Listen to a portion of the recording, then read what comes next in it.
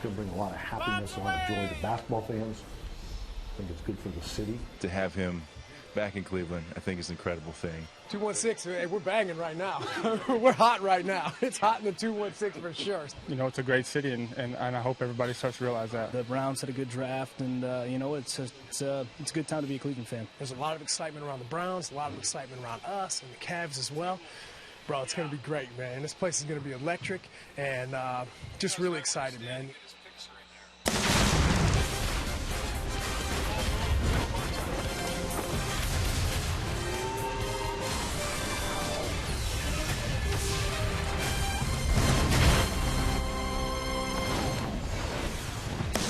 Welcome to All-Star Week here on Sports Time Ohio.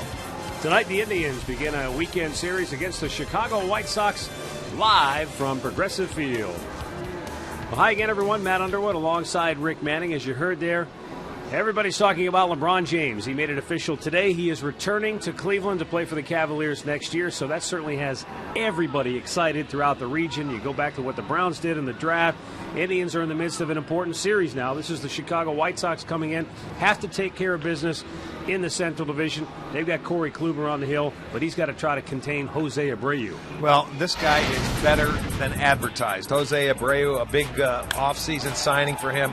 He has fit into the middle part of that lineup. He has made everybody better. He's got great power to all fields. If you hang a breaking ball, he can hit it out. He can run that fastball by him. You think you can get it inside, you cannot. But this guy has been very, very good. And then Corey Kluber, we have watched him pitch all year long. That slider, that cutter has been phenomenal.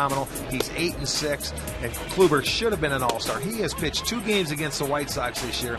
He should have had wins. The bullpen gave it up, but he'll be right back there again tonight trying to get another win for the Indians. All right, so that's the way it shapes up tonight. Jose Abreu, by the way, for Chicago, he's on pace to tie Albert Bell's single-season franchise record in home runs for Chicago. So that's what Corey Kluber's got to contend with tonight. But don't forget, Kluber has nasty, nasty stuff.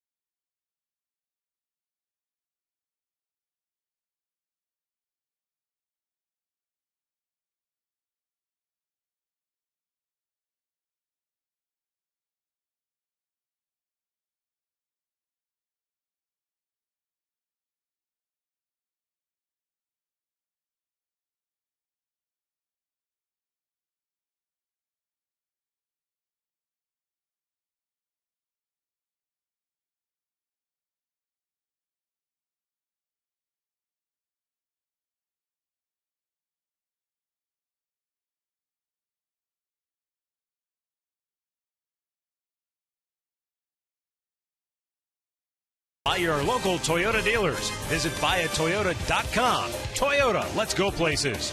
By Panini's, get overstuffed at Panini's Bar and Grill. And by Jeep. Visit Jeep.com to learn more.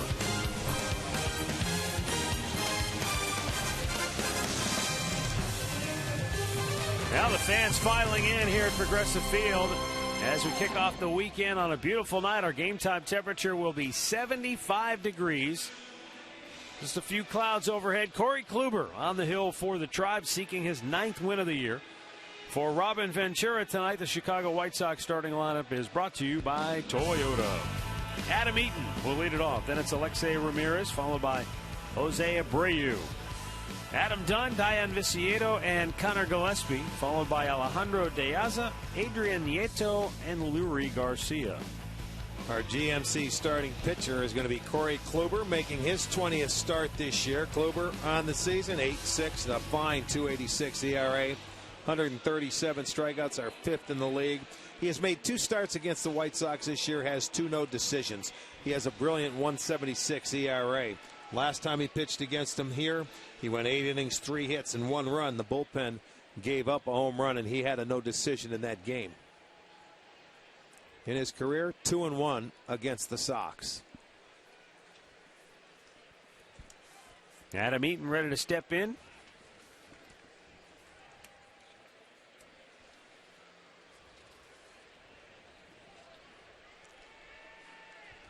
And Kluber delivers a little bit outside for ball 1.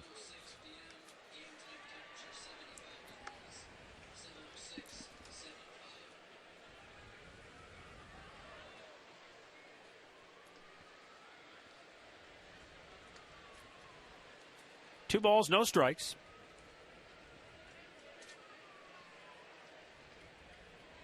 Eaton had a 3-hit game yesterday. Before that, he had hit only a $159 in his previous 12 games. Well, this is another guy that they acquired in the offseason that has certainly paced the White Sox earlier in the year. You remember, they got off to a start offensively. They were rated #1 in the league in runs scored for quite a while. Got off to a great start. Right now, they are 6th in the league. The Indians have outscored them 405 to 399.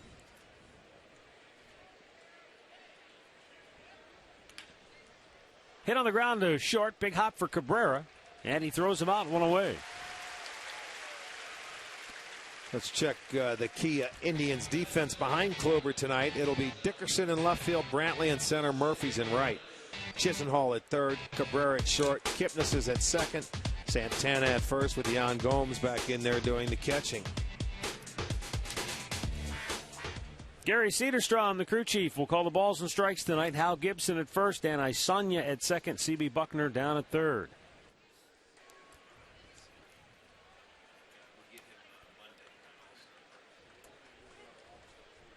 Alexei Ramirez squares the bunt, takes a pitch down low for ball 1.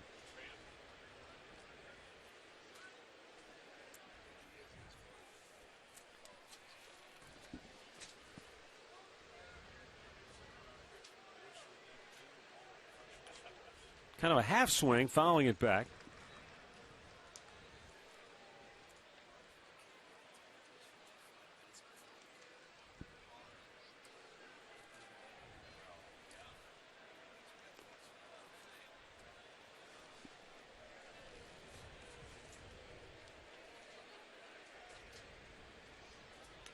Ramirez lines one up the middle, and it's through. And the White Sox all-star shortstop is aboard with 1 out here in the first. Keys to the game are brought to you by Wayside Furniture. See if Corey Kluber can go out tonight and show everyone why he should have been an all-star. Got to keep this guy, Jose Abreu, in the yard. 28 home runs already. And the Indians are back in the Central Division. Not only for this series, but then coming out of the all-star break, they've got Detroit, Minnesota, and Kansas City. So, yeah, it's time to make some hay. The Indians this year, 16-18 against the Central. The White Sox are 16-19. Well, the Indians have had trouble with Chicago, thanks in part to the White Sox 4-game win streak against Cleveland. Chicago has gone 7-3 overall against the Tribe, and they won the close games too.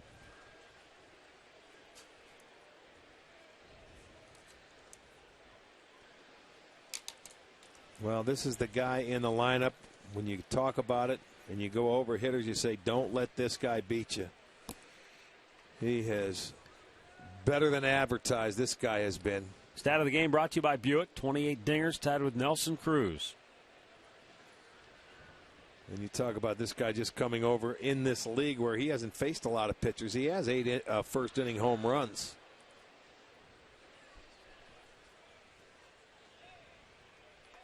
He's on pace to hit 49. That would tie Albert Bell's White Sox single-season record and also Mark McGwire's rookie record.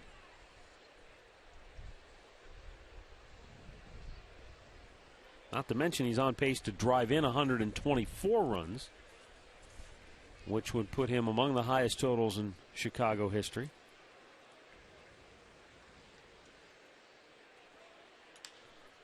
To right field, David Murphy will make the catch. 2 down.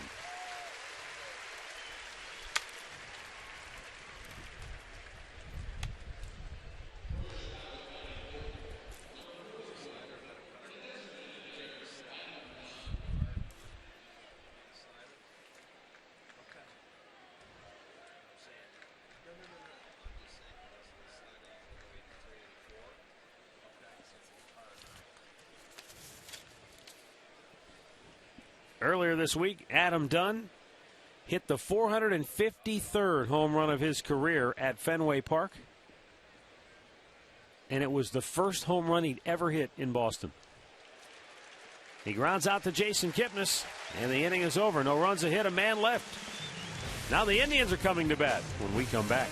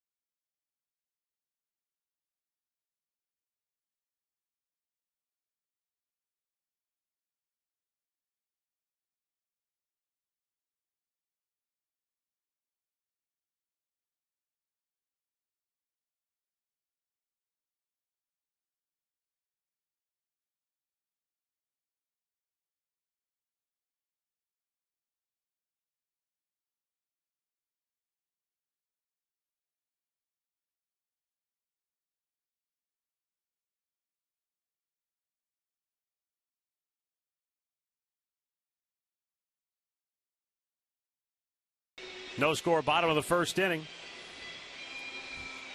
Take a look at the Indians starting lineup for Terry Francona, brought to you by Progressive. Jason Kipnis in the leadoff spot, followed by Asdrubal Cabrera. Michael Brantley hitting third. Carlos Santana, Lonnie Chisenhall, and Nick Swisher in the middle. Then it's David Murphy, Jan Gomes, and Chris Dickerson. 27-year-old Hector Noesi is making the start, and it'll be his 14th start. He is 3-5 in his 14 appearances with the White Sox. 4.13 ERA. He's coming off a start against Seattle. Very good. July 6th, he went 6 2/3 innings, 5 hits, did not allow a run. He walked 2 and struck out 5.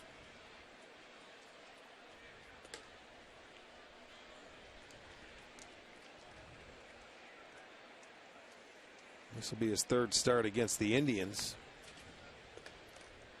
Outside corner, a strike. Evens the count.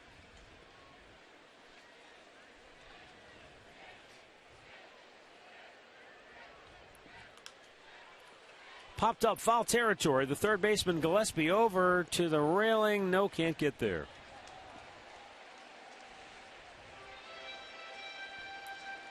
Believe it or not, right-handers are hitting much better against Noesi than lefties. 336 average for the righties. Just a 232 for left-handers. And I'm looking down, and it's Gomes, and that's it in the lineup as far as right-handers.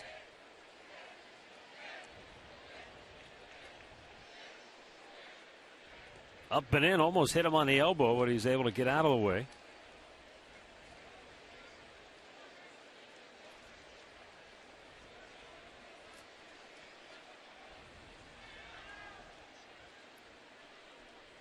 Wow, that one bounced in front, hit the catcher, and then came back and got Kipnis on the cheek. Well, that's a pinball right there. You're not kidding. He took it in the side of the face. Nieto, watch where it bounces off him and jumps up and it bites Kip.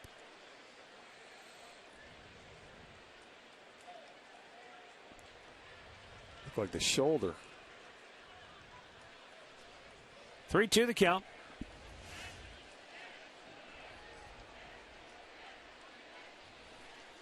Payoff pitch. And a foul out of play.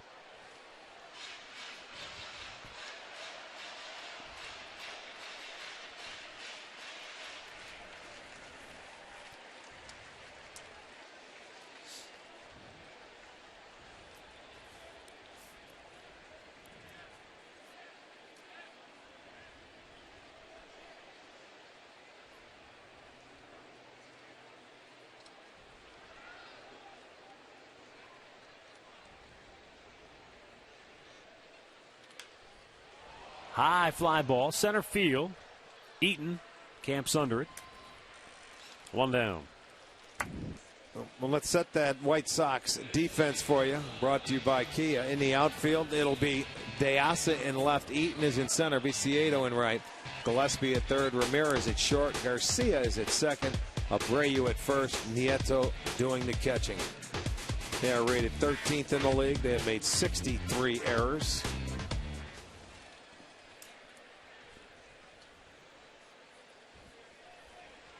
Up comes Asdrubal Cabrera. Cabrera had a big hit last night. Yes, he did. 3-run triple that tied the game against New York. In fact, Cabrera has 5 hits in his last 11 at-bats. It cleared the bases, but it left him on third base with nobody out, so they could take the lead in that inning. Swing and a miss. 0-2. Pretty good slider right there.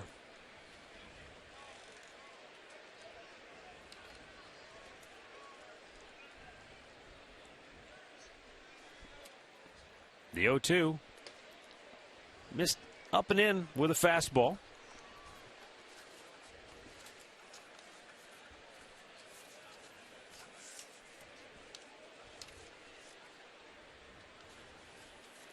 Down and in. 2 balls, 2 strikes.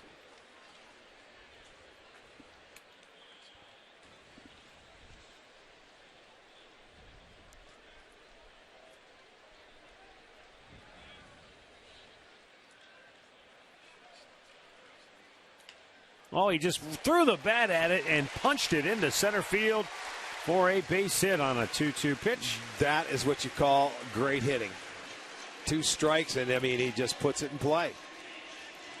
He didn't try to pull it. He just stayed and tried to hit it. That was an excellent pitch. It was off the plate. It was about 9 inches off the ground. Look at where the catcher was going to catch it. And he just bloops it into center field. That's a great job of putting the ball in play with 2 strikes.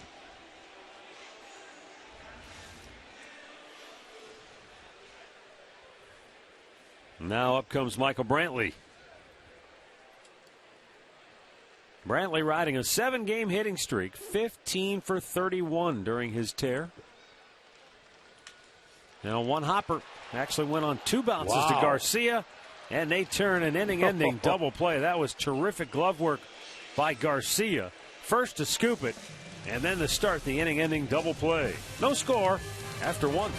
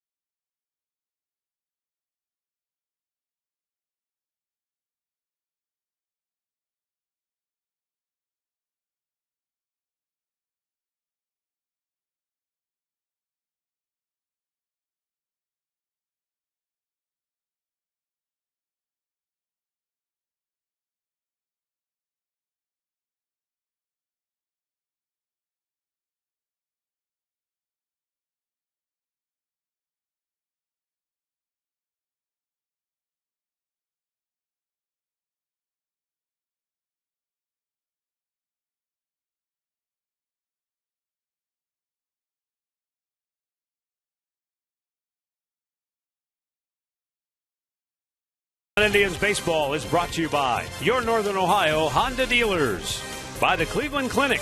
Call today for an appointment today.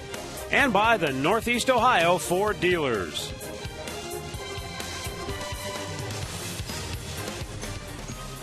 No score, second inning.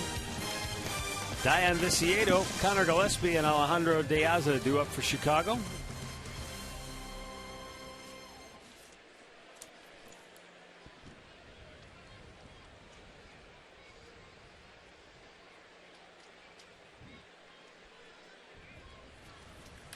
Corey Kluber misses a little bit low for ball one.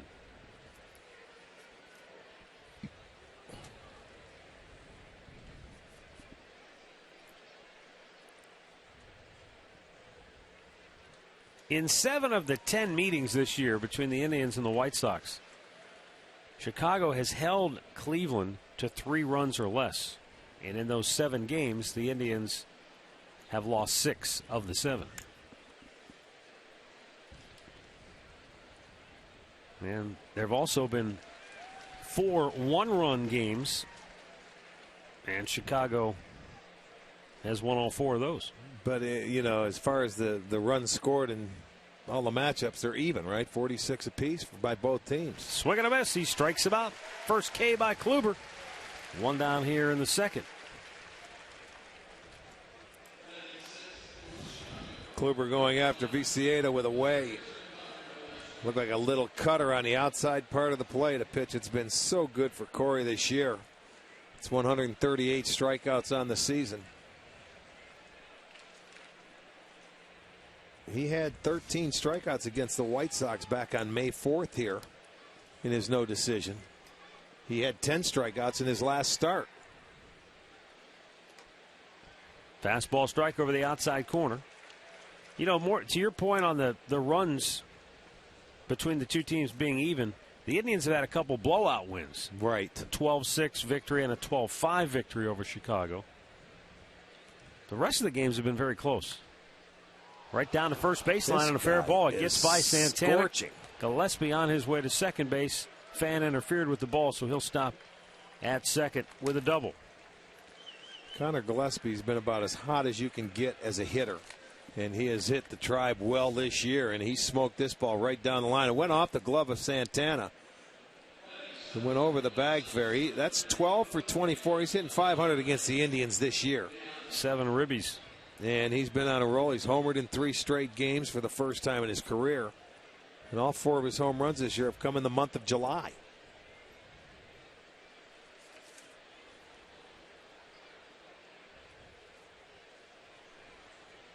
Now Alejandro De Aza.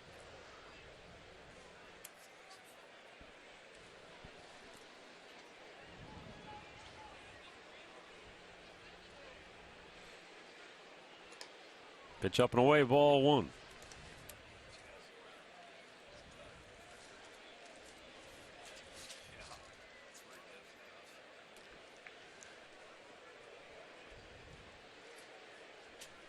De Aza has been swinging the bat very, very well over a month now.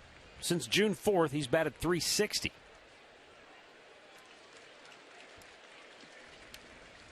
Well, I know in years past when De Aza was leading off for these White Sox and coming in, he's always hit well against the Indians when we played him.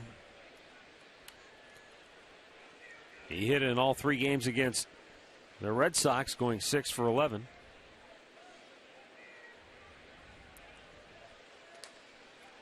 Wow, close but didn't get the call there. 2-1. De Aza, I check and see. He's a 300 hitter, 306 in his career against the Tribe.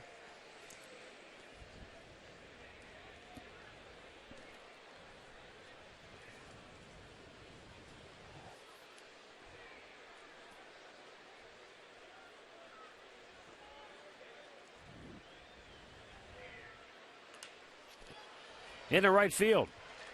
Murphy scoops it up. Gillespie stops at third. And the White Sox have runners at the corners with 1 out. So De Aza, like Gillespie, stays red hot. Ball looked like it got in on him a little bit. It wasn't a hard hit line drive, but he got enough of it. Gets it into right field.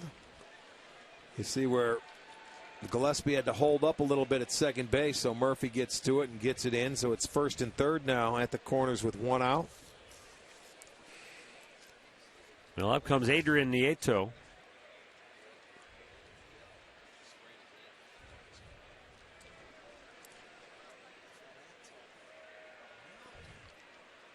Nieto batted just 190 in the month of April. He went 4 for 21. But since May 1st, batted at 268. Just a little bit outside. But he doesn't get a lot of playing time. Tyler Flowers carries the bulk of the catching duties. But he's been struggling offensively. Flowers has too, for the most part. Yeah, that's what I was talking about. That's why Nieto gets the start here tonight. And that pitch missed again, 2-0. Yeah, we've seen him a couple times this year against us. Getting the start, the left-handed bat in there.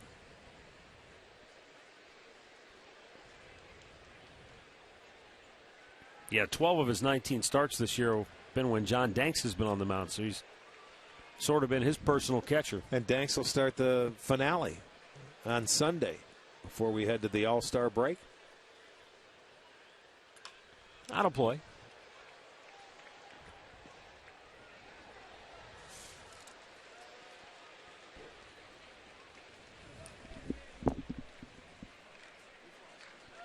White Sox are a homer-happy bunch. They have had 18 homers in their last 13 games.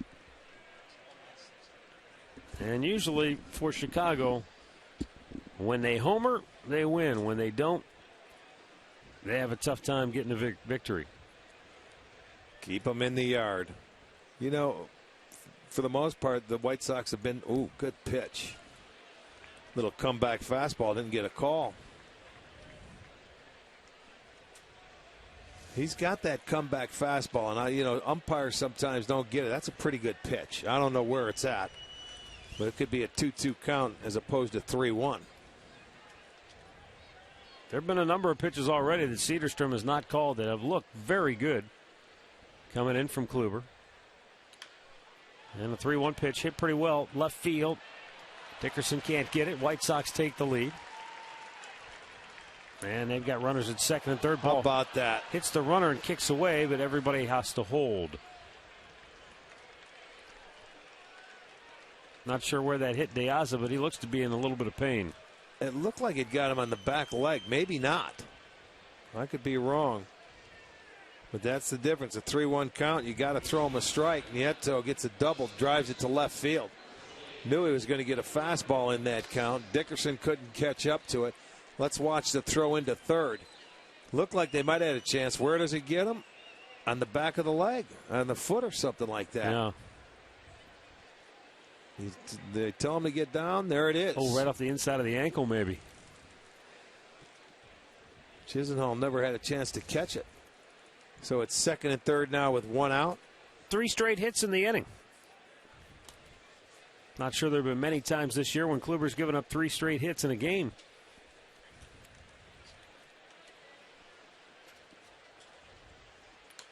Fouled right back.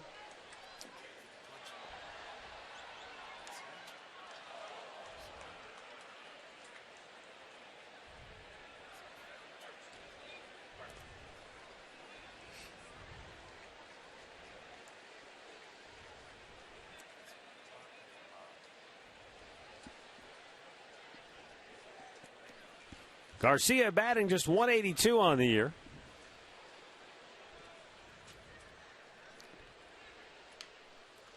And he chops one slowly to first. Santana looked home but takes the out. 2-0 Chicago.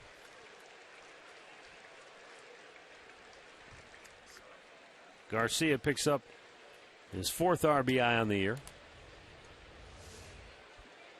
There's just nothing you could do. Santana's playing in even with the bag, and you want to hit harder.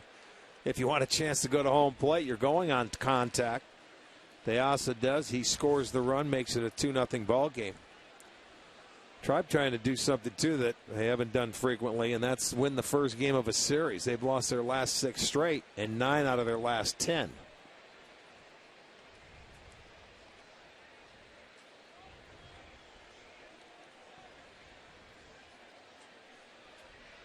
Got him. Hit him on the foot. So the hit batter puts Eaton down at first base. Runners at the corners with 2 down.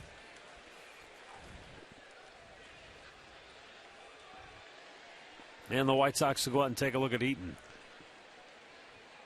I'm not sure where it got him, Matt, but it was down there around the knee, ankle area. Right above the ankle, maybe on the shin.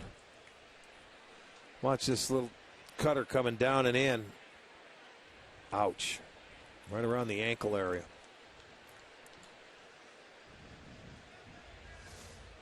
So he goes down, and now it'll be first and third. In 2 outs. Yeah, he's right around the top of his foot.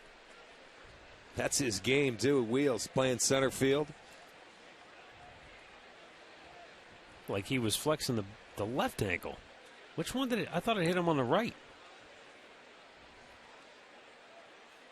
Yeah, I tell you what, he's having a tough time putting pressure on it.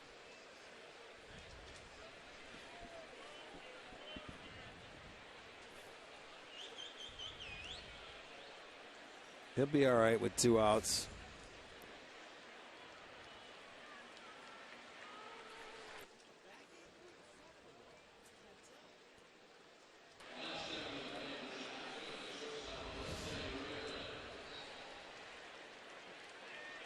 You know what? I think it did. I think it glanced off his front leg, but it nailed him on the back leg. That was a weird. It was hard to pick it up on the video, but. Now Alexei Ramirez with 2 down. Well, then I think it's safe to say he won't be running. Unless he's playing. In the old days, they would deke you like that. But we'll see. Take one last look. Now watch the back foot. Which is his left foot. I think that's where it nailed him. It sure did. It sure did, right off the top part of his instep there.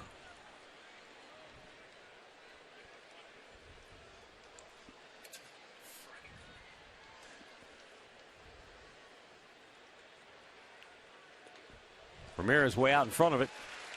0-2.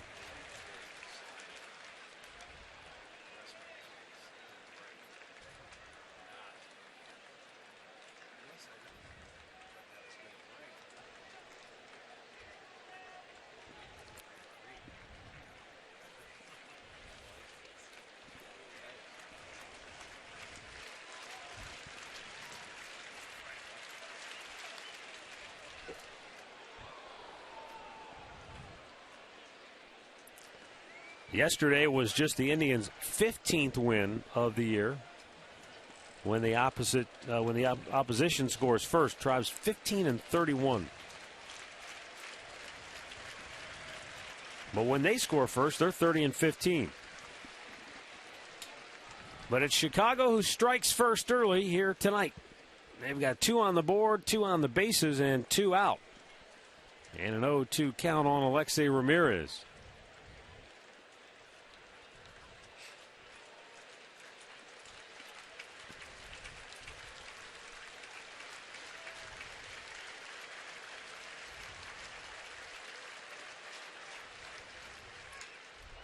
To center field, Brantley makes the catch, and the inning is over. But Chicago tallies a pair. They lead it 2-0.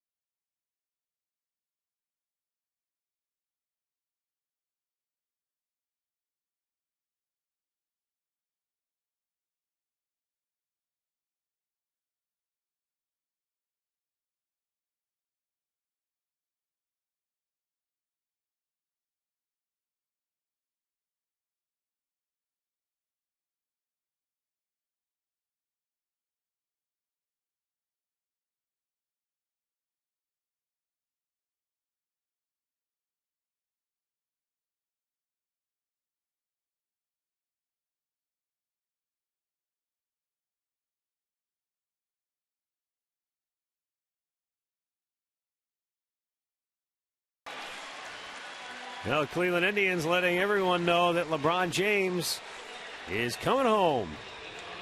Fans reacting. Tell you what a buzz of electricity throughout northeastern Ohio today the minute that was announced over the public airwaves. And a lot of activity downtown. The Cavaliers ticket offices overrun. Oh, I'm sure.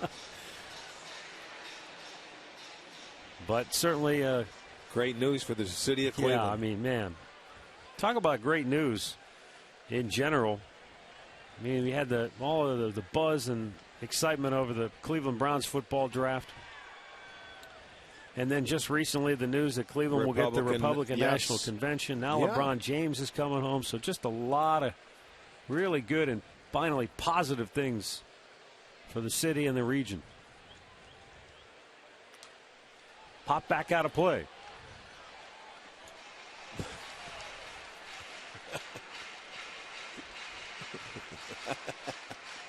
Didn't see that.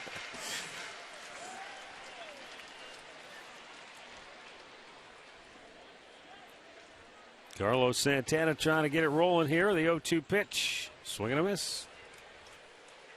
Time now for our Here Right Audiology Sounds of the Game. The news of LeBron James coming back to the Cavaliers was not lost on anybody in the clubhouse, including the Indians' Nick Swisher. This city's really kind of reinventing themselves, you know. I mean, obviously we've had some glory years back in the past, but, you know, we're in the now, and things look on the up and up for everybody, you know. All teams, I mean, from the Browns to the Cavs to the Tribe, I mean, it just kind of seems like everyone's really stepping their games up. And obviously, King James back in the building, man. I mean, there's a lot of excitement. I can't wait to meet him, man, and just so stoked he's coming back. I think those sentiments echoed by a lot of people today. 1-0 pitch. And Chisenhall with a smash into left center field. What a play by Alejandro De Aza. I thought that was in the gap for sure. And De Aza took one away from Chisenhall. I mean, he hit that ball right on the nose. It's got a little bit of a slice to get back to him. But De Aza does a nice job of getting a good jump and taking a hit away from Lonnie Chisenhall. I'll tell you, when you're going good earlier in the year, a lot of those balls he was hitting the left field that would find, you know, grass and land for base hits. Right now, he's hitting the ball as hard as he's hit it all year. He just can't buy a hit. Sometimes the baseball gods are with you. Well, sometimes you know, they're remember against how many you. balls he hit to center field against the Yankees? Line drives that were caught out. That one right there. And, yeah, that's true. But remember, as you just pointed out early in the year, how many times did he just sort of flare one and it would fall in and left field, got him going just inside the line? That's why I say it doesn't matter. You just want hits. It doesn't matter how hard you hit the ball, although you think it does. You want to see a couple of hits next to your name in every box score. But you can't be upset. He did a nice job. He swung the bat well. He hit it hard. That's all you can do. You can't guide it. 2 outs for Swisher. And he lines one to right field. That's a base hit. Over to cut it off is Viciedo. And so Nick has a 2-out single. Indians' second hit of the game. Keeps the inning alive here in inning number 2. Yeah, he's swinging it a lot better. And I'll tell you, they play a pretty big shift for Swisher, and they give him a little breaking ball. Look, they got a little slider down. It just second base wasn't deep enough over there. Garcia, he gets it by down the line. So 2-out single, second hit for the Indians.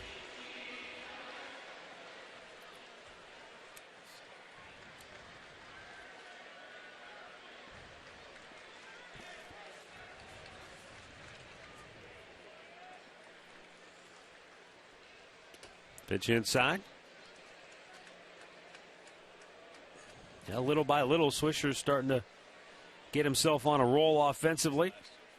7 straight games with a hit. Now the Tribe would love to see David Murphy find that stroke again. Murph 0 for his last 10 at the plate.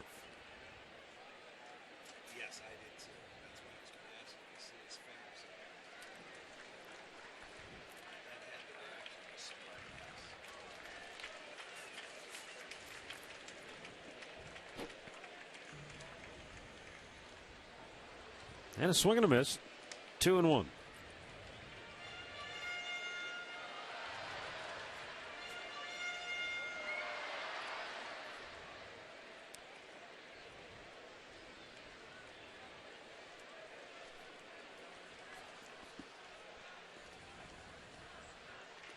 Up high with it, 3-1. Yan Gomes would be next.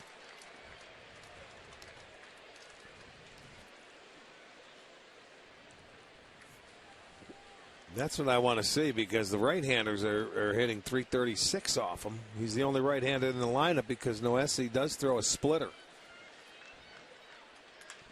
Murphy hammers it. Deep right field. Viciato watches it go. David Murphy with his 6th home run of the year. RBIs number 43 and 44. And the Indians have come back to tie the game at 2. Boy, Murph got a pitch up in the zone and drilled it. That was a fastball. That's his 6th home run, and watch, he hits a line drive. He just cut it through. That was maybe a little bit above the belt and gave him a little swinging room. So back come the Indians with 2 outs, nobody on. You get a base hit and a dinger, and you tie the game, 2-2. Murphy's first home run since May 21st, in a game against Detroit. It came off Joe Nathan. So that'll give. Didn't that tie the game in the 9th inning, that one? Yeah. That'll bring smiles to everybody's face, because I said he had a lot of big hits for this club first couple of months.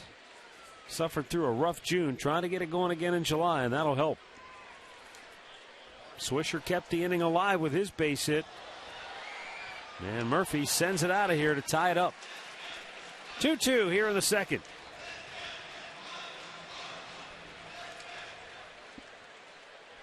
Yan Gomes quickly in the hole now.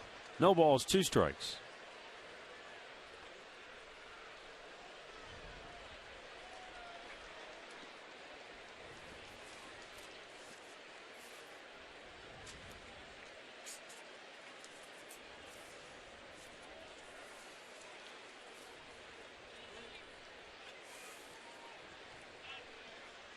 Way off the plate.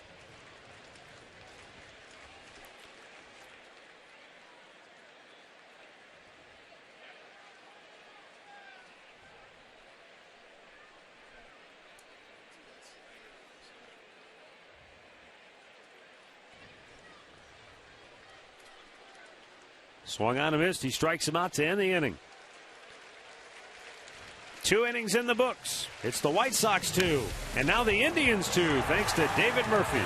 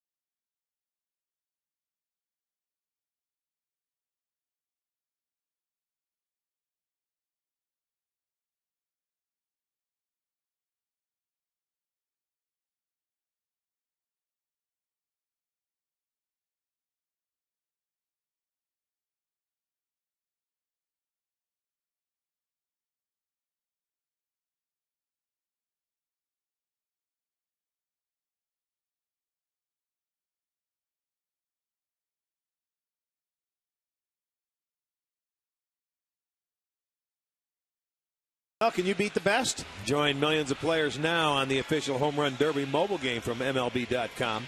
You square off against your friends from around the world live in multiplayer derby mode and climb to the top of the leaderboards. Download today for free on the Apple App Store and Google Play.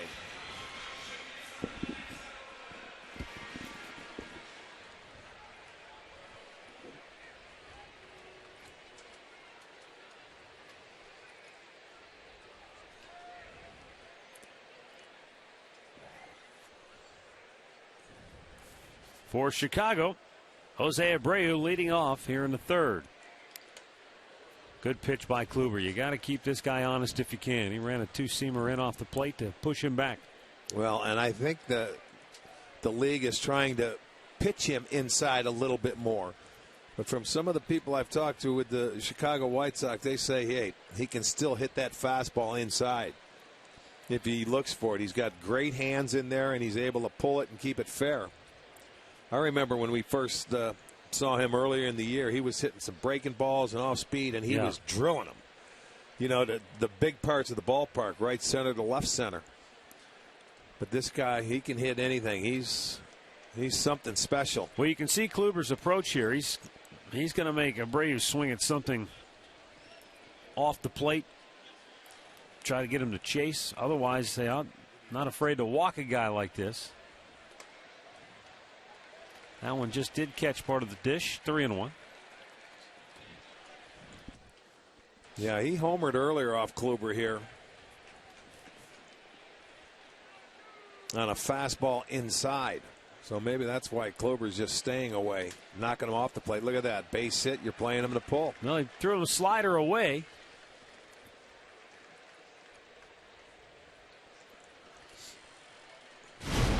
Last time they met. See that? That fastball inside. And Kluber's fastball moves, mind you. And he drilled it. And then after that, everything was away the rest of that day.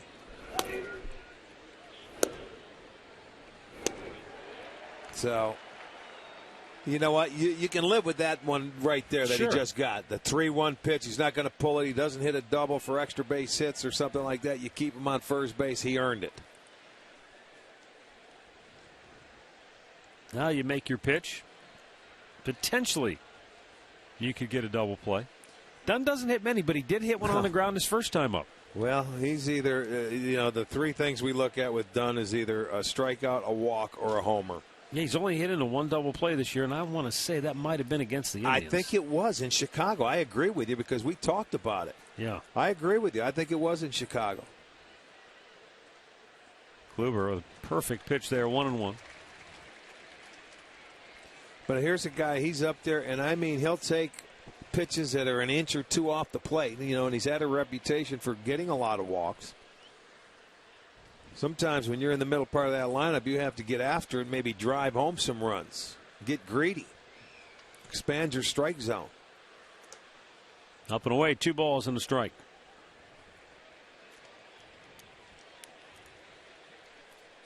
You look at him, and when you see his batting average at 226, that's high for him, I think. How many times do we see him below the 200 mark and just barely above it? He leads the league in pitches seen per plate appearance. Not surprising. 4.5, and so this will be number 5. Yeah, not surprising at all.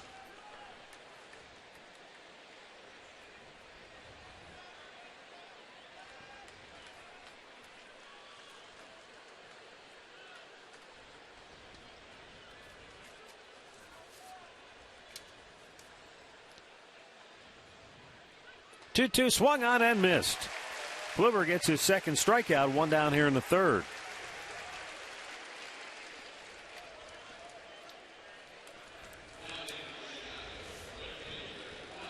Well, Corey goes right there with a breaking ball. He gets Dunn to swing over the top of it. First out of the inning, strikeout number 2 for the game. And out. Up comes Diane Viciedo.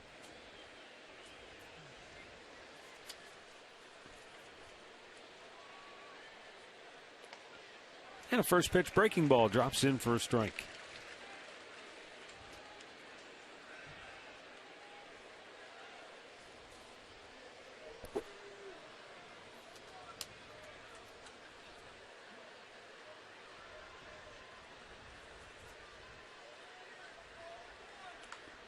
Gone over toward the Chicago dugout.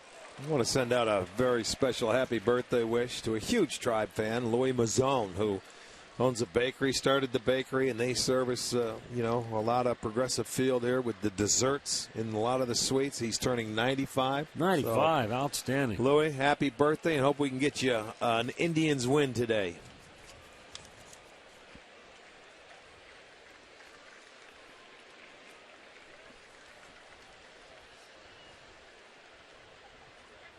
The 0-2 offering. Got him looking. Well, took a little while. That second time he's been able to get Viciado. This one called. This is the fastball that comes back. Now you see he threw that same pitch to the left-hander inside. It didn't get called. But it gets called away to the right-hander. He has great movement on that four-seam fastball. A lot of times people think it's straight. Kluber's is not.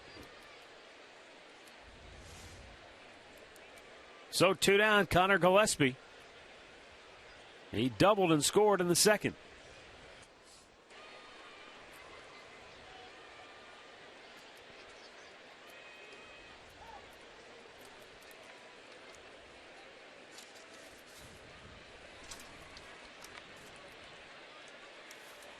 Gillespie hitting .364 against right-handers this year. He's really done a nice job.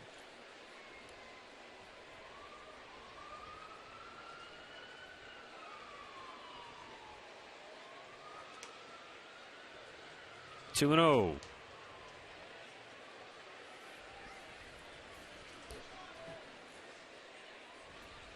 Some player news to tell you about. The Indians sent TJ House back to Columbus. They called up Austin Adams from AAA Columbus. He'll be out there and available in the Indians bullpen tonight. It's a bullpen that was used a lot in that Yankees series.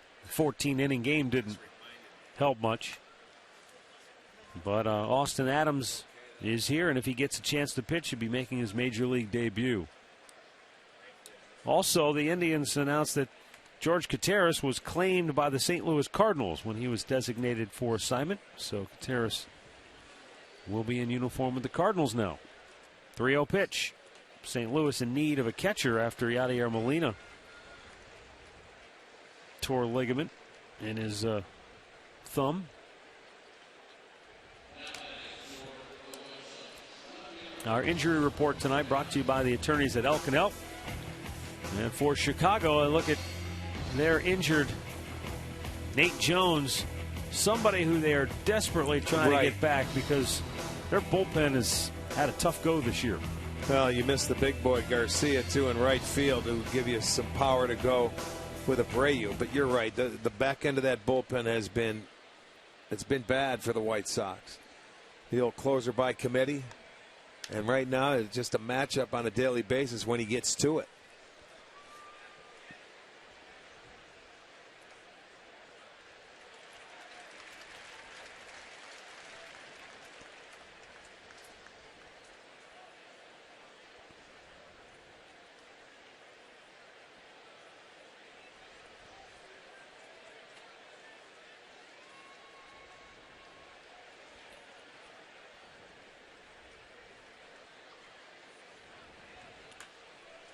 Foul on the first base line, just beyond Carlos Santana. Send along our other birthday wishes. Mary Ellis Wise of Berea is turning 100 today. Mary Ellis, happy birthday to you. So we've got a 95 and a 100. Yes, 100. And we also have Jim Lilly of Cleveland, 84. He used to be an usher at League Park. Youngster. And Dennis Sarek. No, here's the youngster of North Olmsted, is 56. Happy birthday to each and every one of you tonight. He's a toddler compared to those others. 2 on, 2 out, 0-2 pitch coming to De Aza. Up and away.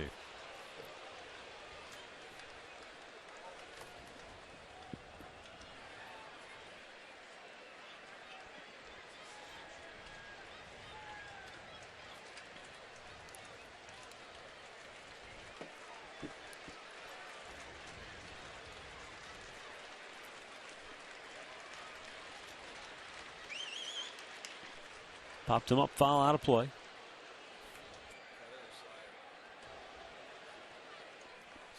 Kluber's having to eat up a lot of pitches here in the early going tonight. This will be number 55 coming up for the Indians right-hander.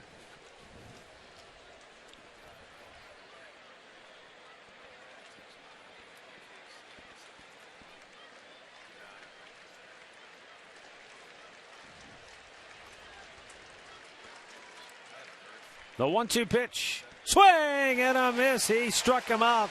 Foul tip held on to by Gomes. 3 strikeouts for Kluber here in the third. And we stay tied at 2.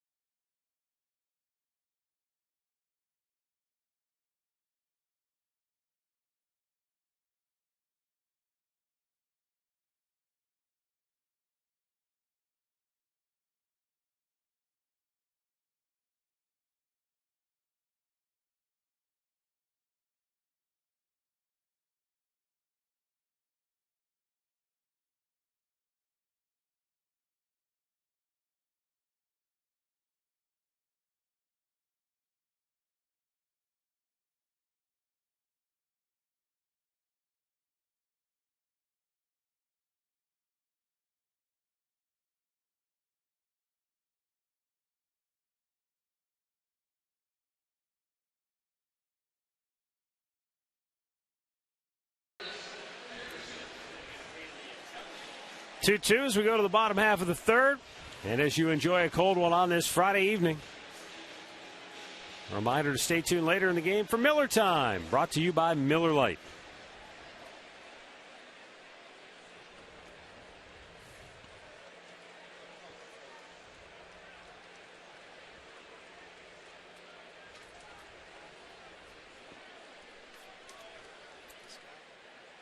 Chris Dickerson looks at a ball inside.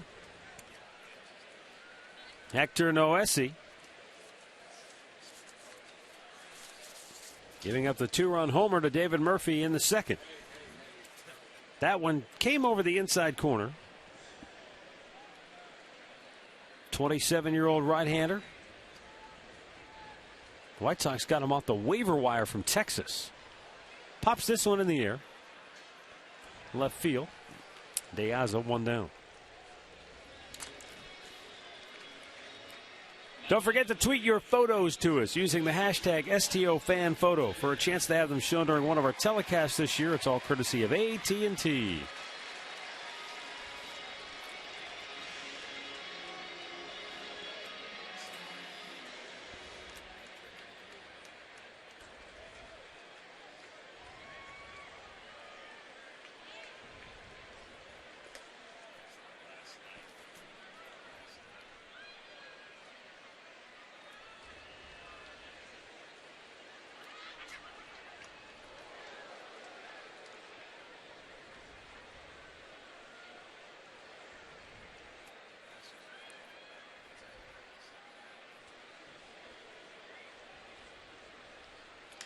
Line right at the shortstop.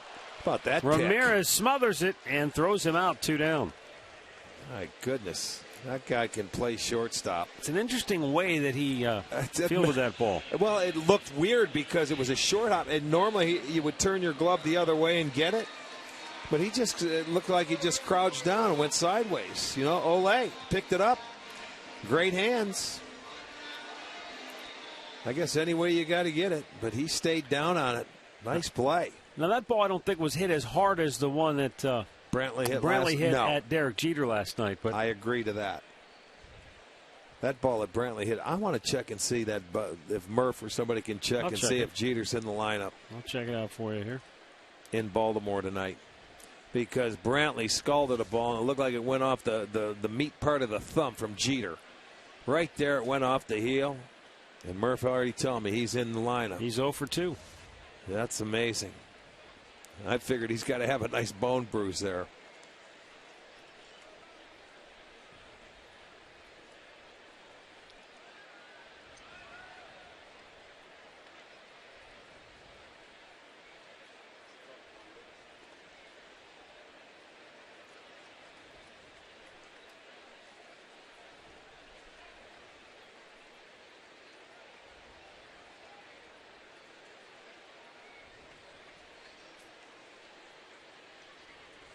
A little bit low.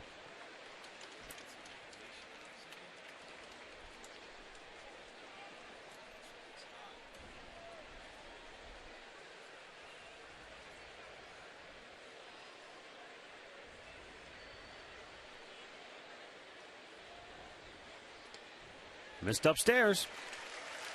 2-out walk keeps the inning alive. Remember, it was a 2-out single last inning that kept it alive for the Tribe and allowed Murphy to hit the home run. Yeah, 2 outs. Love it. Well, 10,000 fans will get a Kenny Lofton jersey. That'll be courtesy of KeyBank. Tomorrow night, in the middle game of this 3-game series, you can also enjoy Rally Alley if you want to get down here a little early out behind the left field wall on Larry Doby Way. Have some fun.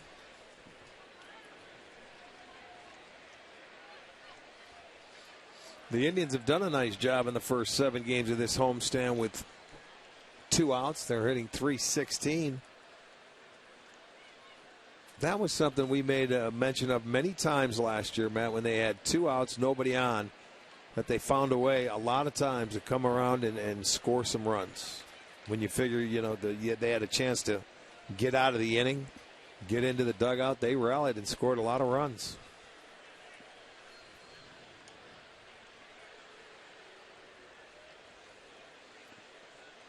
Seems to be a trait of the Indians under the leadership of Terry Francona. They surprise you with how gritty they are, their resolve. I said it last night. For the last 2 years, just about when you're ready to say, count them out, they're done. That's it. They find have a way to bounce back. Yeah, they do. Yes, they do. I think that's why a lot of fans, and you know, when they're talking to you about the Indians, they can be so frustrated because they expect them to do more. Then all of a sudden, when they expect them to win, they lose. When you expect them to lose, they win. And it can drive you crazy. Yeah. But that's how a baseball season can go.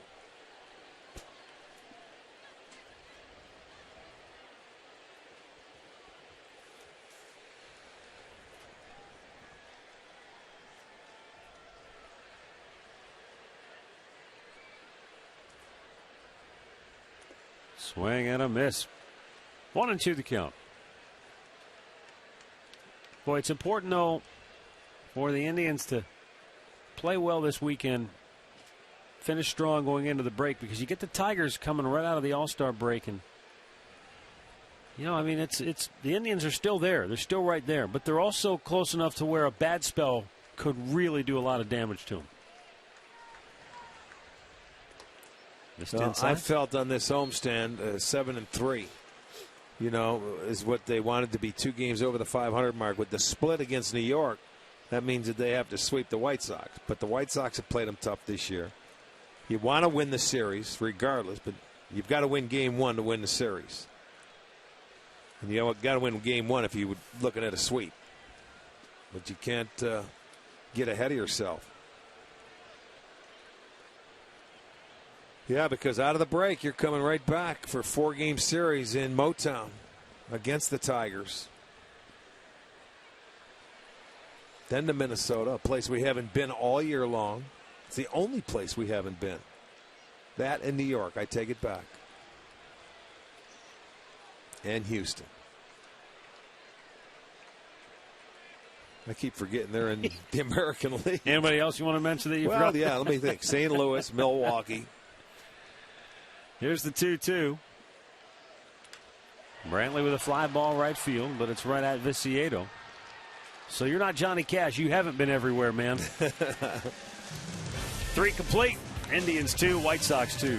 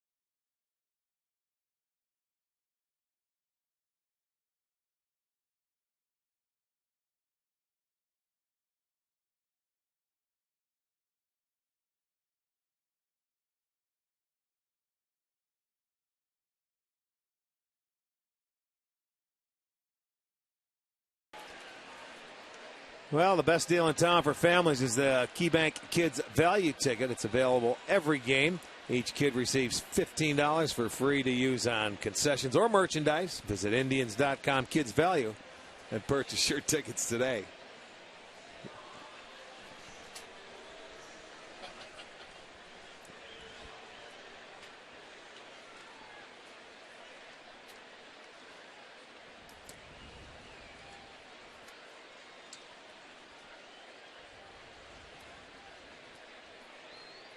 Adrian Nieto will lead off here in the 4th inning. An RBI double his first time up. Takes a strike over the outside edge.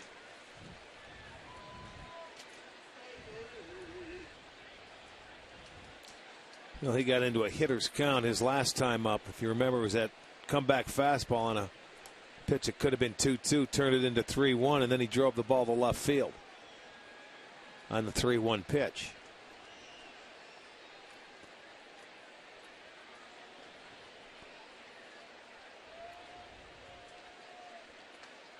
Beautiful pitch that time. And he gets ahead 1-2.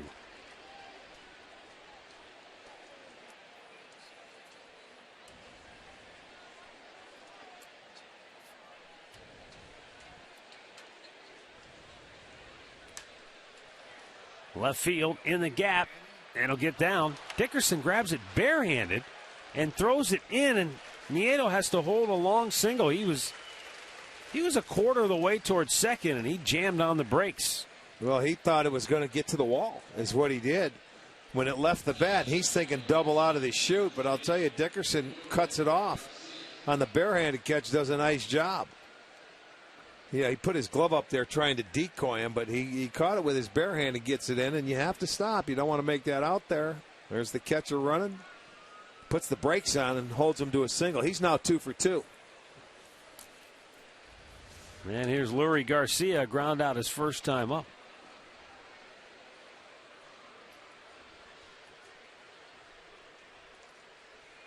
Showing bunt, took a strike.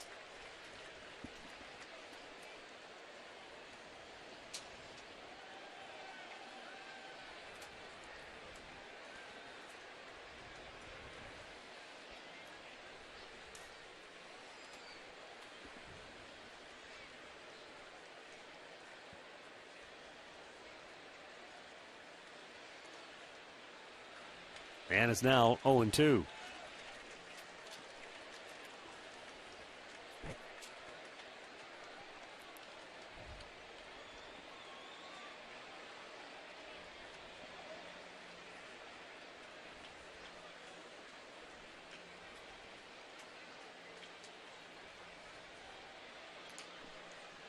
A one hopper to third. It kicks off the chest. The Chisenhall goes to second to get the force there. And Nieto is out number one. Nieto kind of had to hold up because off the bat you couldn't tell if he might catch that on a line drive. Yeah, you can't get doubled off is right. And it was sort of a short hop and it had some spin going over there to Chisenhall. So he kept it in front of him and able to get the lead runner at second base. So didn't panic. Watch the spin on this. He finally realized it's not hit that hard. I got to come in on the baseball. So a force out, 5-4 at second. Then it will bring up Adam Eaton, who was hit by a pitch his last time up.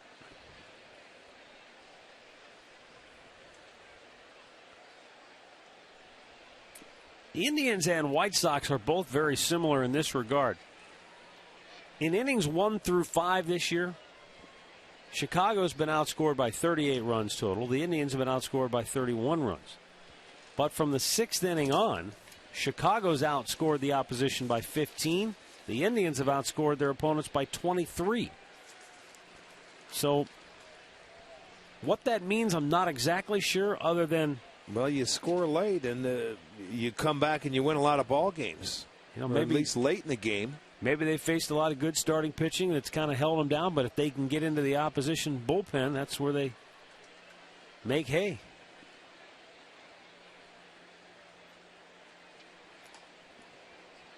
And by the way, in case you're wondering for some perspective, the Indians plus 23 run differential from inning 6 on. That's 5th best in the American League and actually in baseball. And the White Sox are 7th best. Yeah, they have, 7 walk-off victories this year, the White Sox do. And that might be a better number for them if they weren't having bullpen issues themselves. That's true. They let a couple of games get away in Boston that are still smarting over. Well, yesterday they came back to tie it on a nice play, a couple of plays, but they ended up losing. But the game before that, 2 games ago, the Sale game, the Chris Sale game, but they have a 4-0 lead going into the 8th. Yeah.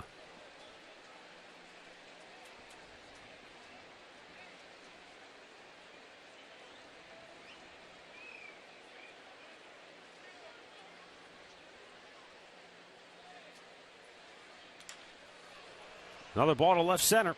Dickerson racing back, can't get it. That'll go to the wall. Garcia coming around third. He'll be waved home.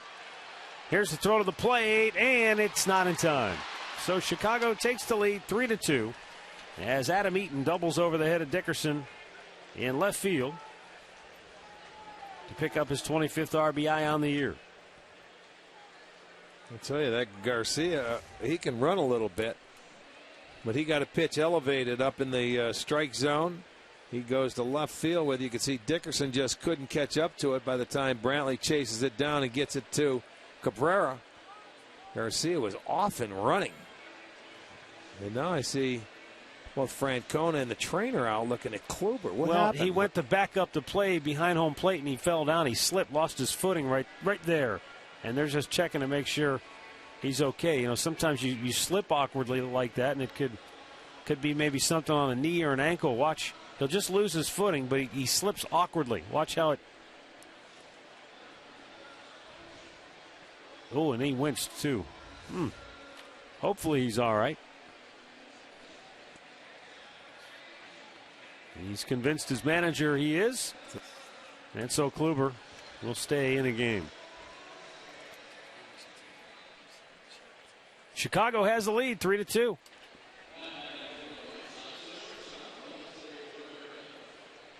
It's the 3rd double for the White Sox tonight. And they have 7 hits. Yeah, this is a team that he has dominated earlier, but he just looks like the command tonight, maybe just a tad off. Well, I mean, the White Sox in his career have hit 221 off him. That's the lowest average that Kluber has against any AL team when it comes to batting average. That was a good pitch. That was really boring in on Ramirez. In his first 2 starts against him this year, man, he's only given up 11 hits to him. And they have 7 already tonight. Right. Yeah.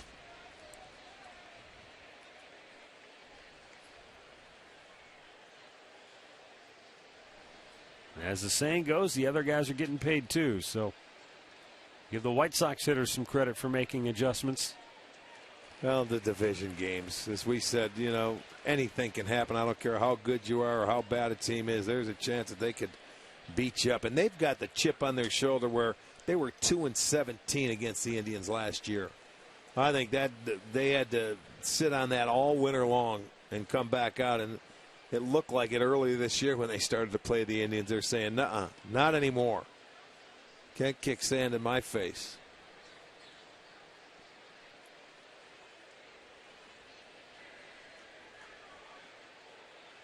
Swing and a miss.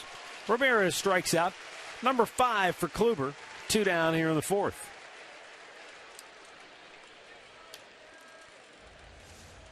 Well, great slider here. When you get this guy to swing and miss and get strike 3, that's a good pitch. Well, he gets his strikeout number 5. And wow, you got to go back to 1973. Gaylord. All right. Last time an Indians pitcher punched out that many hitters before the All-Star break. Well, and as Kluber will tell you, I don't try to strike them out. I try to get them out on 3 pitches or less if I can.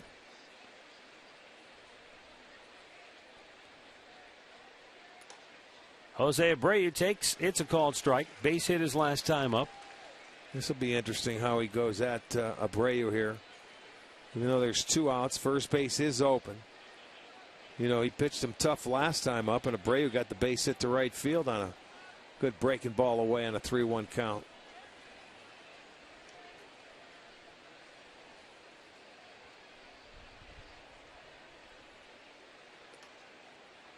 Wow. There have been a number of those close pitches tonight that Gary Cederstrom has not given. Well, take a look at it. They're going inside. It wasn't low. I don't think it was low. I thought that pitch would look right there.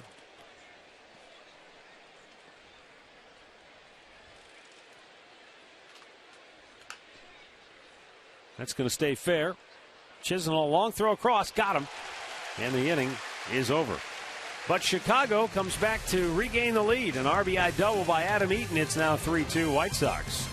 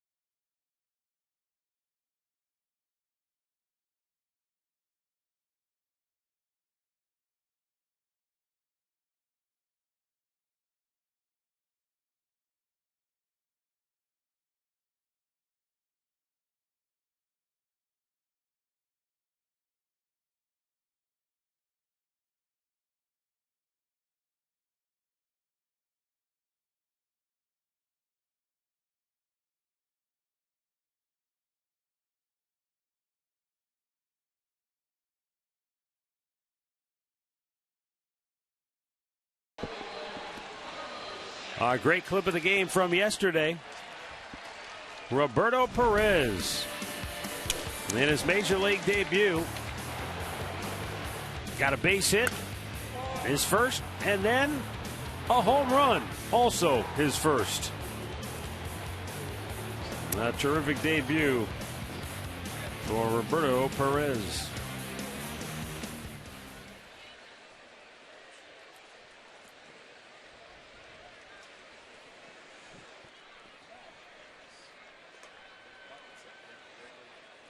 Roberto Perez, the 10th player in Indians history to hit a home run in his major league debut. The last guy to do it, Josh Bard, also a catcher. I remember that, Josh Bard. Against Seattle. Back in 2002.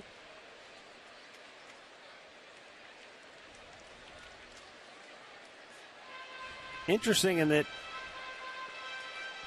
only 3 players have homered in their major league debut here at Progressive Field. Bard, Roberto Perez, and Jurickson Profar of the Rangers 2 years ago. Yeah, we witnessed that one. That was in September or something, late in the year, wasn't it? It was. When he was called up? Yep. Now, Derek Jeter, we talked about it when the Yankees hit his first major league home run on opening day here, but it was not his debut. 3-1 pitch is ball 4, and the Indians get their leadoff man aboard for the first time tonight.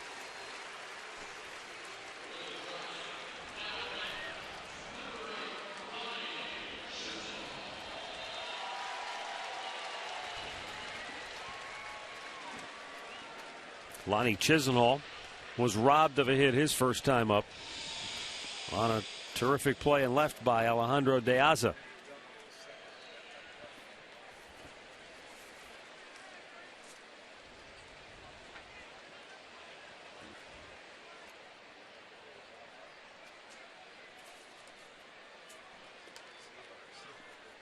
Takes a fastball for a strike.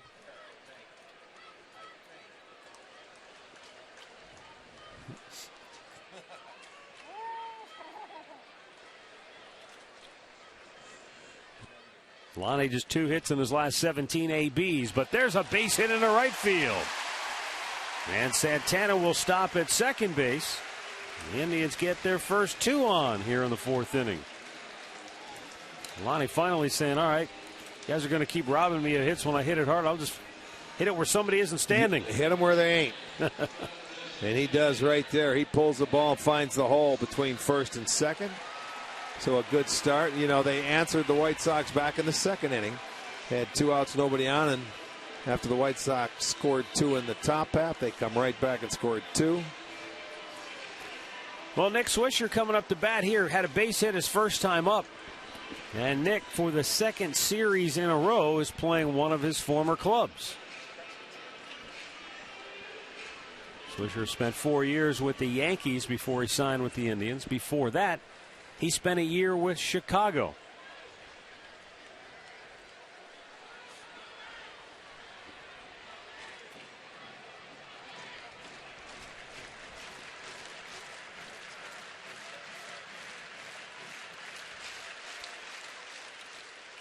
And it's low for ball 1.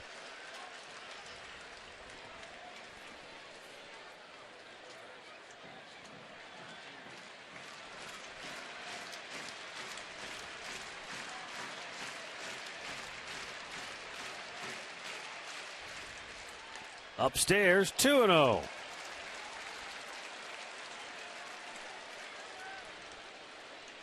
Alexei Ramirez coming in. Might want a word with his starter.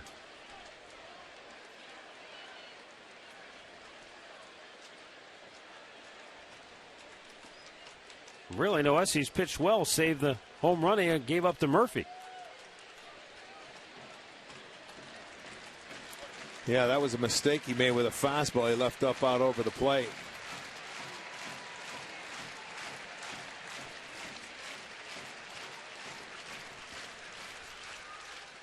Oh, Swisher had a good one.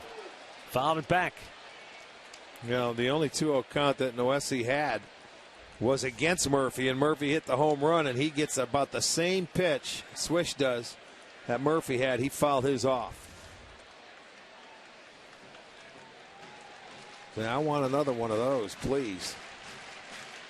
Inside, he missed. 3-1.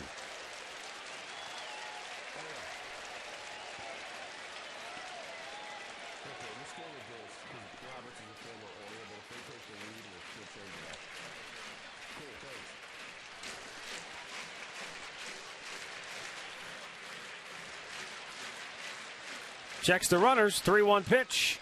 High drive. Deep right. But he's out in front of it, and it's just foul. Oh, did he have the distance? Absolutely crushed it.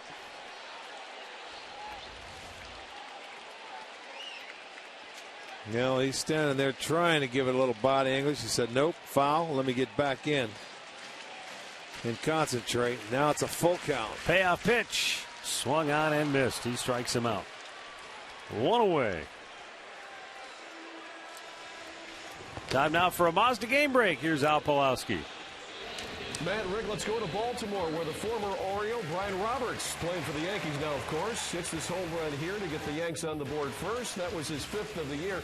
New York went ahead 2-0. Baltimore has just come back and tied it up. They're even at 2. 4th inning in Baltimore, Matt. All right, thanks, Al. Now David Murphy, 2-run homer, his first time up. He's got 2 men on base this time.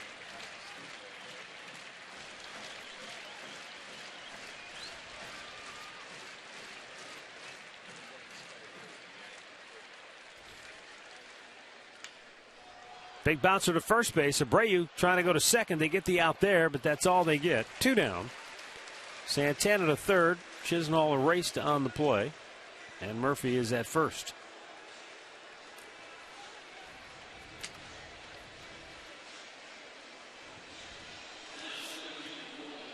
So it'll leave it up to Yan Gomes with 2 outs to try to deliver a game-tying hit. Hector Noesi was originally a New York Yankee.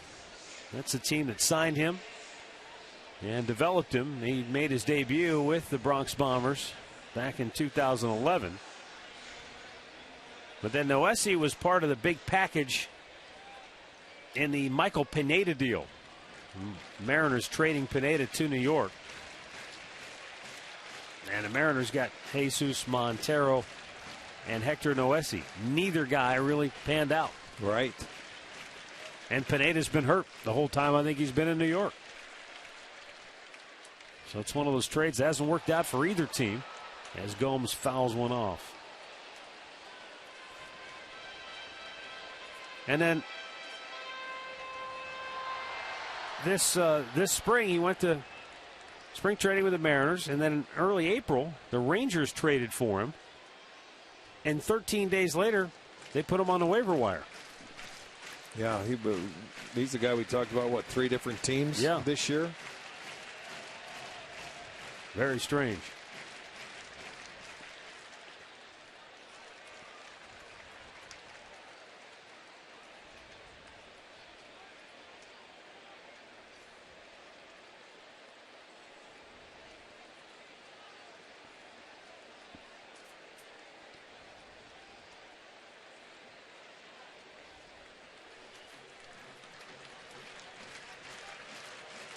Now the 1-1.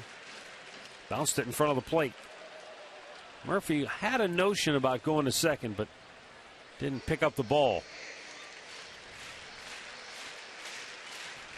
Well, that's where, when you're on first base and you got a guy on third, you can take off because that catcher has to look at third before he can really start throwing it down to second base. And Santana should have been down a little bit further on the line where you could take the extra base.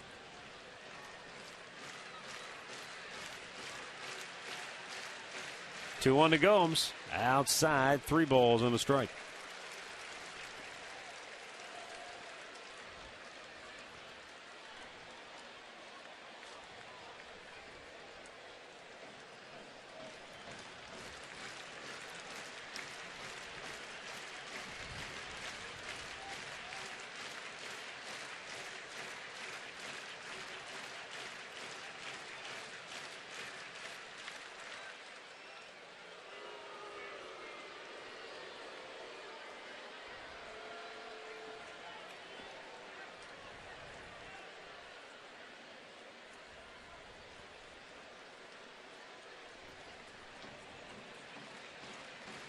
So Gomes takes a deep breath and steps back in with runners at the corners and 2 out.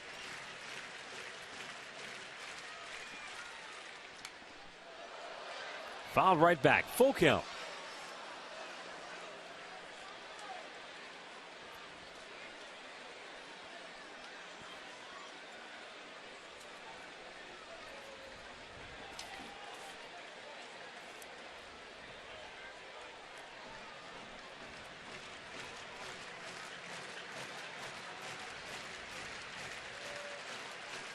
This Friday night crowd ready to jump out of their seats if Gomes gets one to hit here. Instead, it's a walk and the bases are loaded.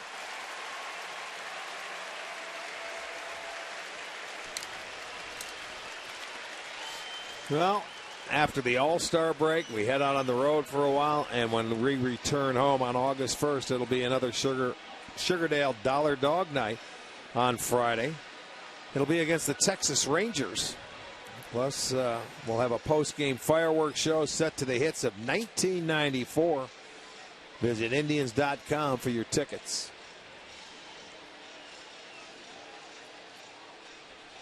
Hector Noesi hearing from Don Cooper. Right. Long-time pitching coach for the White Sox.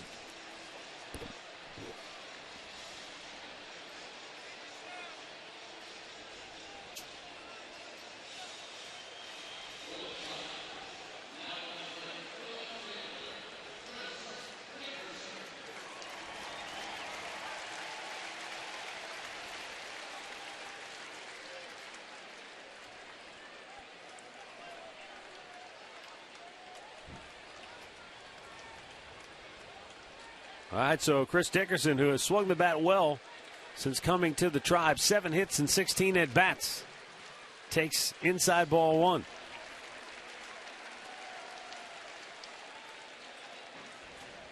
No, he's been aggressive, and he's been aggressive early in the count.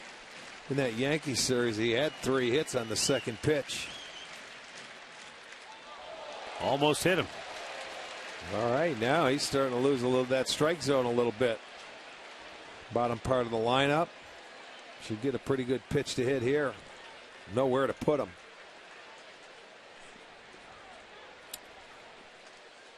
Robin Ventura looking on. 70th pitch of the night coming up for Noesi. Working out of the lineup with the bases full. Inside again, 3-0.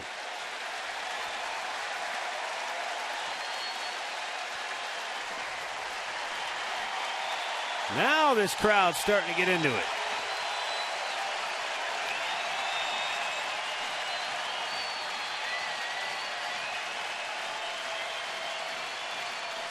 Three-0 pitch.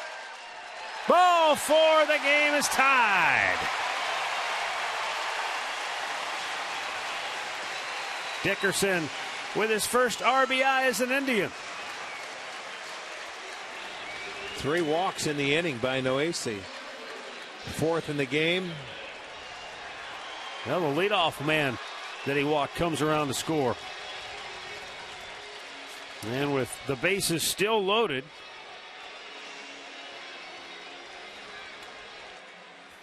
and 2 outs, Jason Kipnis the batter. Noesi has made 24 pitches this inning. Slowly chopped back to the mound. And he throws out Kipnis to end the inning. Well, the Indians come back to tie it 3-3 after 4.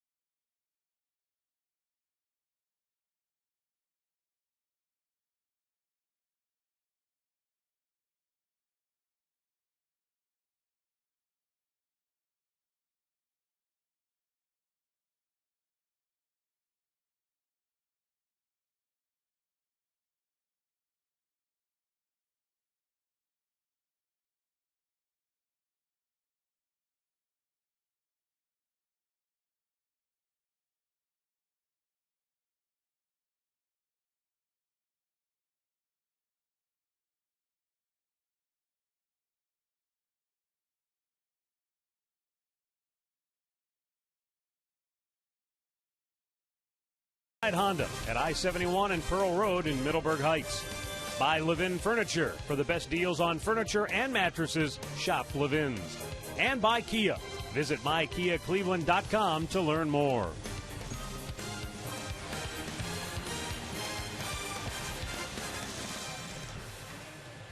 Beautiful day here in northeastern Ohio. 75 degrees here at game time. Settling in now, 3-3 our score as we go to the fifth. Corey Kluber, 72 pitches on the night. 47 of those have been strikes.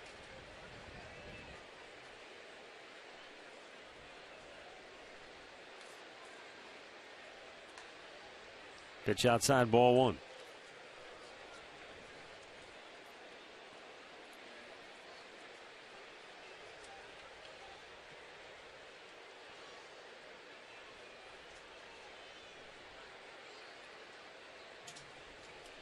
Two and 0 the count. Done a ground out strikeout tonight.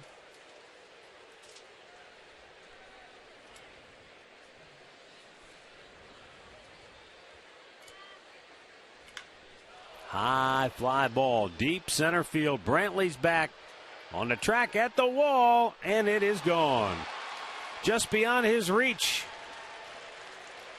And right back come the White Sox. They regain the lead 4-3. Well, he struck out his last at-bat. He homers in this one. And it didn't take long, and they retake the lead 4-3. Done his 14th homer and his 35th RBI. And this was high and deep. This is how he hits them. He's a good low ball hitter, and that ball was middle of the plate. He took advantage of it. For Kluber, his 10th home run allowed.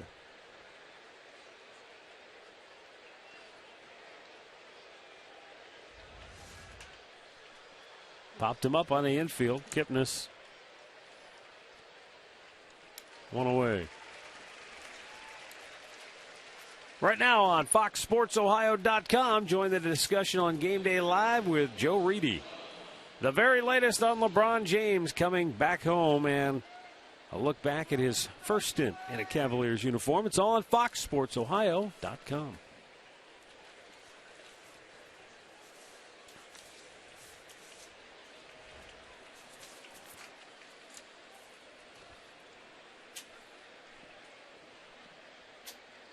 Well, something has to give now here tonight. Chicago has the lead, but it's only by a run. Each team has a home run. This year, when the Indians have hit a home run, they have gone 35-22. Chicago, when they hit a home run, 36-20. Almost identical records. All right. Well, if they get into the bullpen, I like the Indians' chances. The Indians' bullpen has been dynamite in the month of July.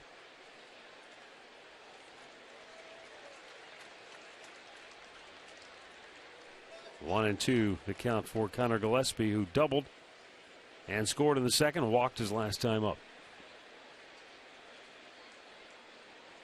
See Adam Dunn talking about the extension that he got on that swing.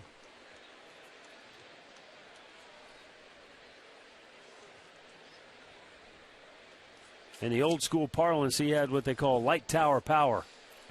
Well, he's a big guy, and he always has. He could hit them as far as anybody, and then they are majestic. You know, they are high and they are deep.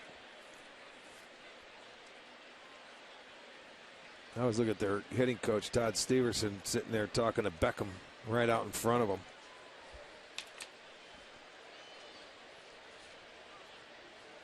Down low, Beckham's in a horrible slump right now. Maybe that's why he's talking to him. Day off. Yeah, it's one reason why he's not in the lineup. Beckham won for his last 30. And hitting a .131 in his last 26 games. Robin Ventura talked about that before the game. Ventura's said that Beckham's name has been speculated about in different trade rumors, and he thinks, you know, maybe that's in his head a little bit. And maybe that has something to do with why he hasn't been swinging the bat real well.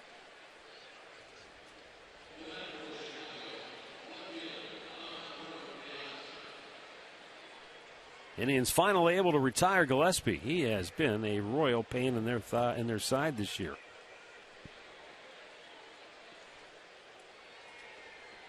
Alejandro De Aza, 1 for 2 tonight with a single and a run scored.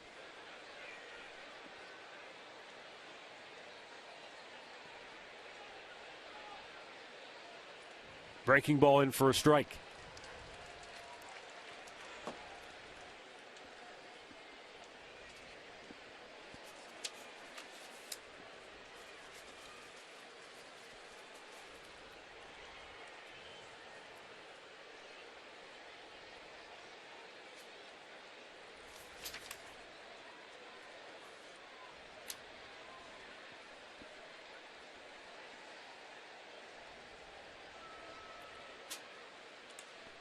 Ripped foul down the right side.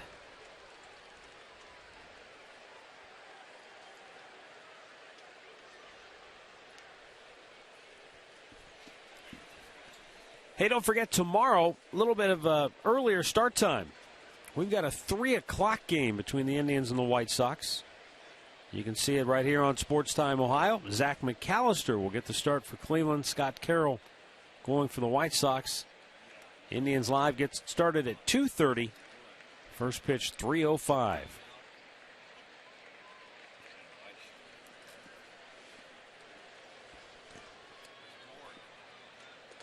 Missed outside with it.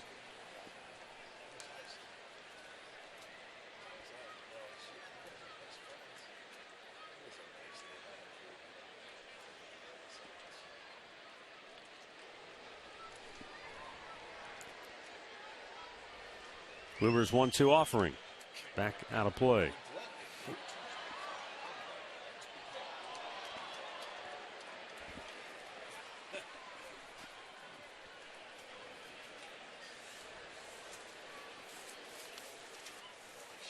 Piazza trying to keep the inning alive. 85 pitches, 86 now for Kluber.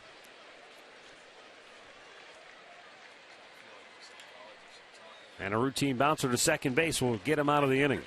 But the home run by Adam Dunn puts Chicago back in front, 4-3, middle of the 5th.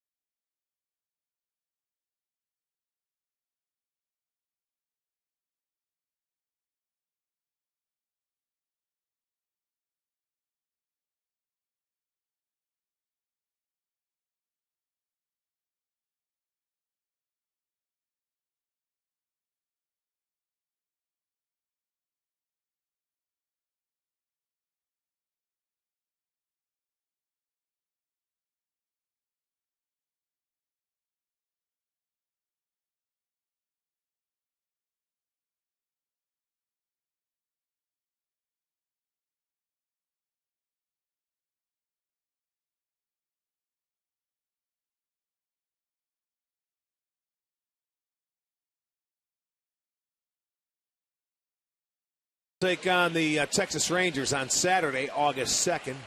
Jim Thome's statue is revealed in center field, and 12,500 fans will get a replica of that statue. It'll be courtesy of Key Bank.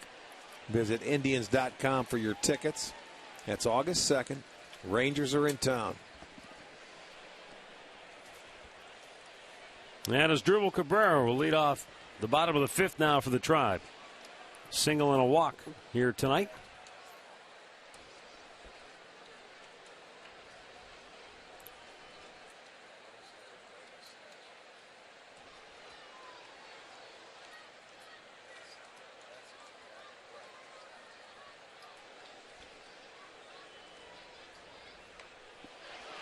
Oh, beautiful bunt.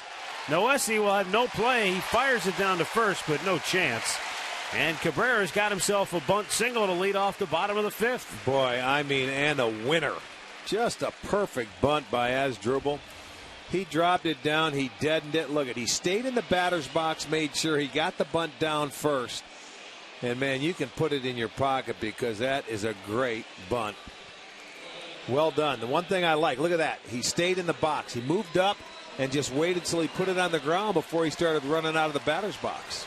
Would you believe me if I told you he's tied for the league lead in bunt singles now? No, because I remember at least 4 or 5 that he has had. With Gerard Dyson. Okay. He's got 7. He's got 7. That and Eric surprised me. Ibar. I thought he had about 4. 4, maybe 5. I didn't think 7. I remember 3 he's had with 2 outs. Well, this is a big one here because it gets the inning started now, and Michael Brantley looks at a ball up and away. Now, the Indians had Noesi teetering in that 4th inning. They only had the 1 hit, but he walked 3, and he was struggling with his command. Chicago has their bullpen up and busy, even though Noesi's only at 75 pitches. Brantley shoots it foul the other way.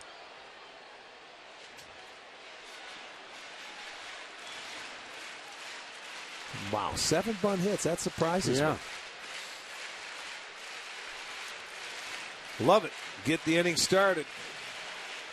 This is back and forth. White Sox took the lead. Indians tie it. White Sox take the lead. Indians tie it. Now the White Sox take the lead, and Indians, well, maybe they should try and take the lead once. I'm all for it. Spun him out of the way, 2-1. Brantley and then Carlos Santana here in the 5th.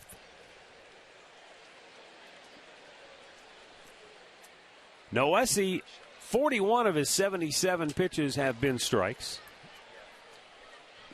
So it tells you he's awfully close to being 50-50 balls and strikes here tonight. Brantley with a liner caught. Garcia never had to move. And Brantley barely made it out of the batter's box before Garcia nabbed it. 1 away. In-game recap brought to you by your local Toyota dealers. David Murphy's 2-run homer tied this game up for the Indians in the 2nd inning, but Adam Eaton came right back with an RBI double to give Chicago the 3-2 advantage.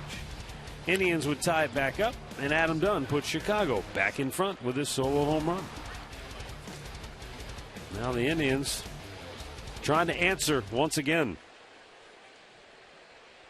Carlos Santana struck out in the 2nd, walked and scored in the 4th.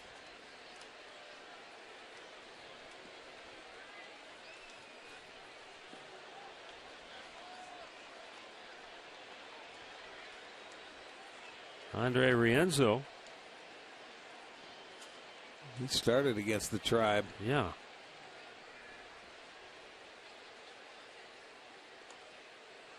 He's the other Brazilian in baseball, right? Yes. With Gomes.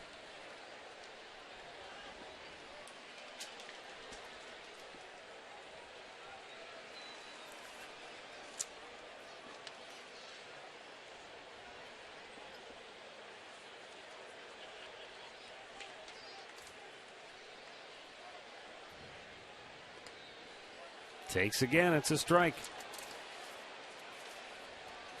Well, it seems like a lot of times he is just giving up too easily on that pitch on the inside part of the plate.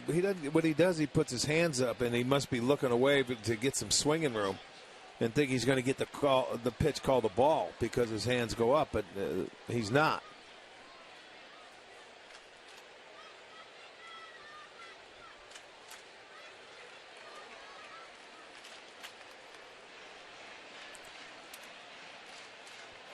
Tigers and Royals are tied 1-1 in Kansas City. They're in the third inning.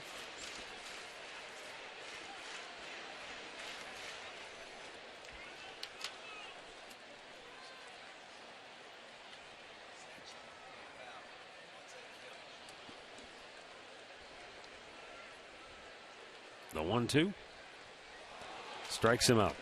Well, that's 4 strikeouts now for Noesi, and he has struck out Santana twice. And so the leadoff bunt single by Cabrera has not led to any kind of magic thus far in the inning. He got ahead of him early with the fastballs in, and then he got him out with the split, down and away. That is our Wendy slow motion replay. You can see the spin or the tumble on that splitter.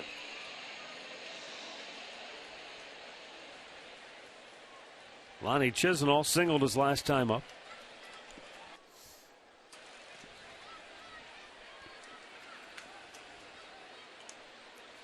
Out of play.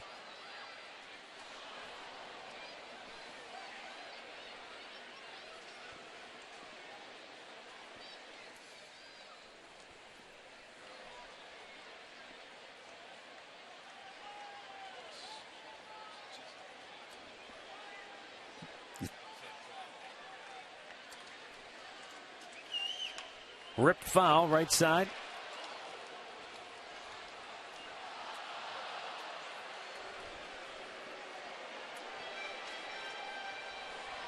Now Lonnie's going up there looking for something to hit. First pitch in there at 81 miles an hour, fouls that off. Fastball at 94, he's out in front of that. Yeah, well, he hit it hard. That's what he was looking for, that fastball. He doesn't want him to get to that split.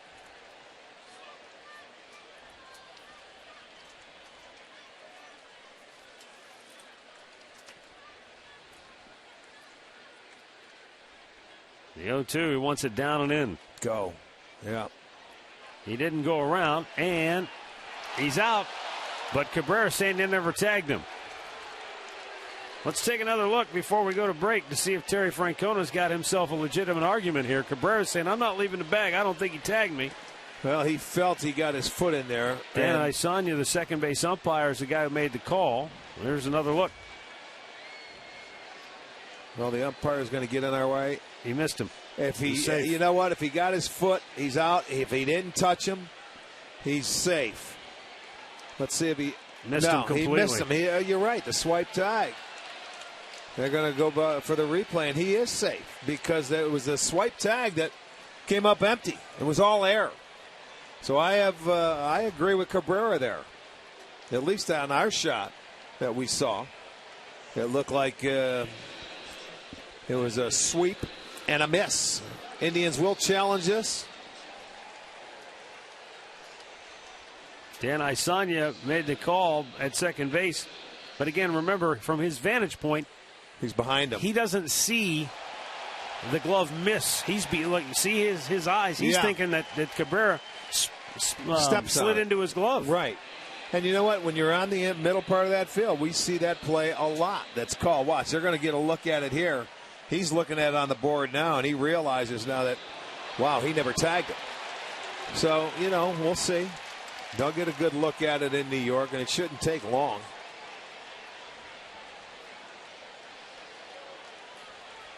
And nothing wrong with that. His vantage point, where he was standing, you mentioned he's behind it. Yeah. And it's tough to see if that glove hits the spike or his foot or wherever it tagged him. And it did. And he gets one split-second look at it. Right. Sometimes that's deceiving. He's looking up on the board. I think he realizes it now, too, that he missed him. And look at Ramirez and Cabrera. They're talking it up.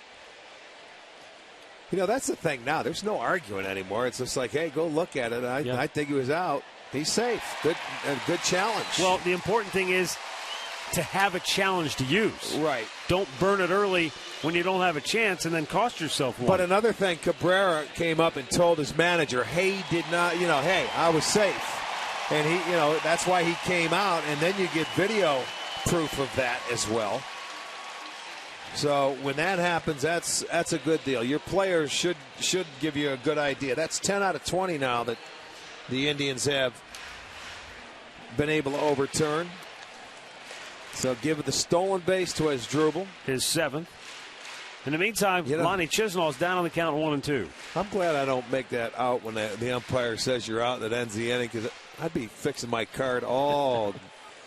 Well, after all that, here comes Don Cooper out now.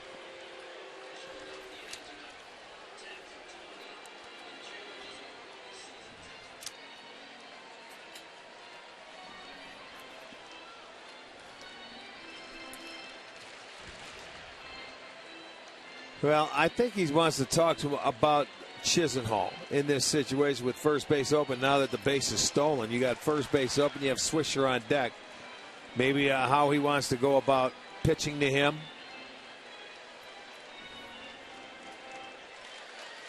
Remember, the Sox took the lead in the top half of the fifth inning. The Indians trying to tie it up here with 2 outs.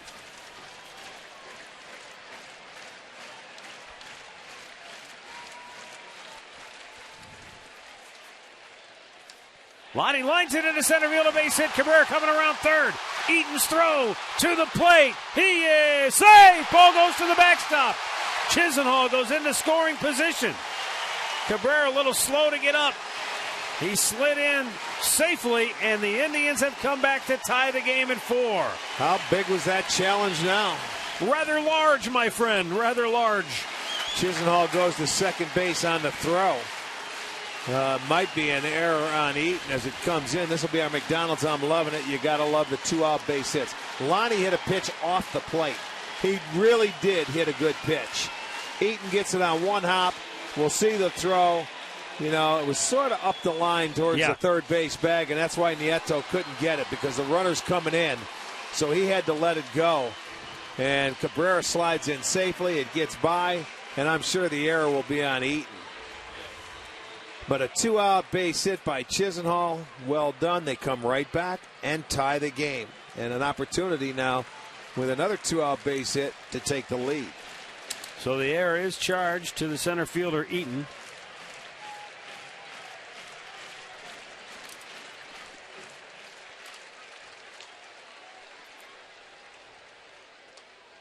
Inside.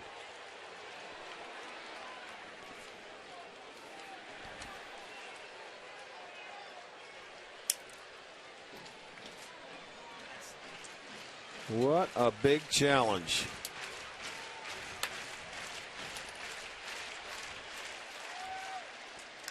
There's a high drive. Deep center. Eaton back on the track.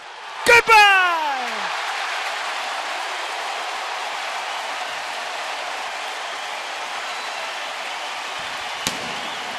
Nick Swisher with a 2-out, 2-run homer. Makes it a 3-run fifth inning for the Indians as they now take a 6-4 lead.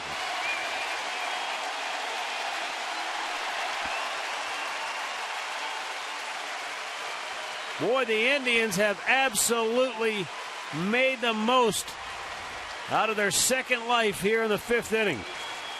Yeah, he got a nice pitch to hit, and he did a good job of hitting it. And that was deep over and near their bullpen in right center field. Matter of fact, into the bullpen. It ricochets. Swisher hits his 8th. The instant replay challenge overturned results in 3 runs for the Indians here in the 5th. And the inning is still going. Noesi's out. Cleveland Clinic call to the bullpen. Andre Rienzo coming on when we come back.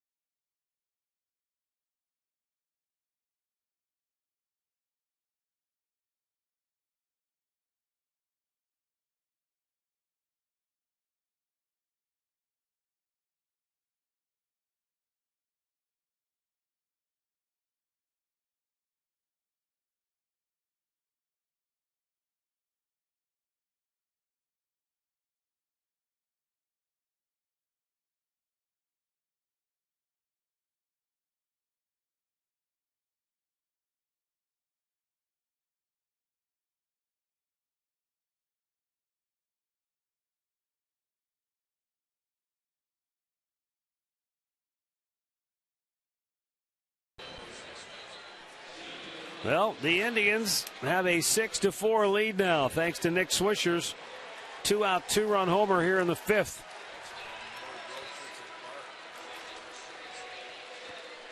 Andre Rienzo into the ballgame. He's been a starter primarily, but he's getting some work now out of the pen with that ERA fast approaching 6. And he comes in with the bottom third of the Indians' order. David Murphy, the number 7 hitter, takes a strike. Noesi couldn't get out of innings tonight. That was his undoing. Slow chopper to short. Ramirez unloads, and the inning is over. The Indians, though, erupting with the 2-out magic here tonight. Nick Swisher's homer has the Indians in front.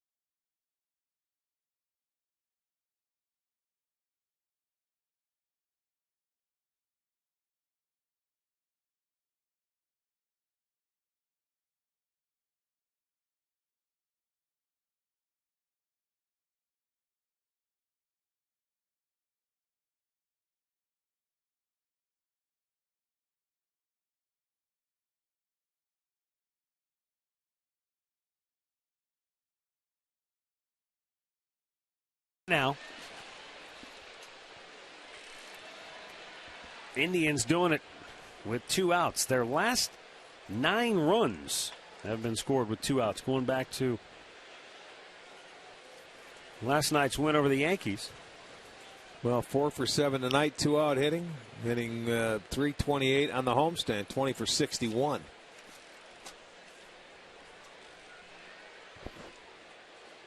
Adrian Nieto will lead off the 6th now for Chicago as Corey Kluber fires it in there for a strike.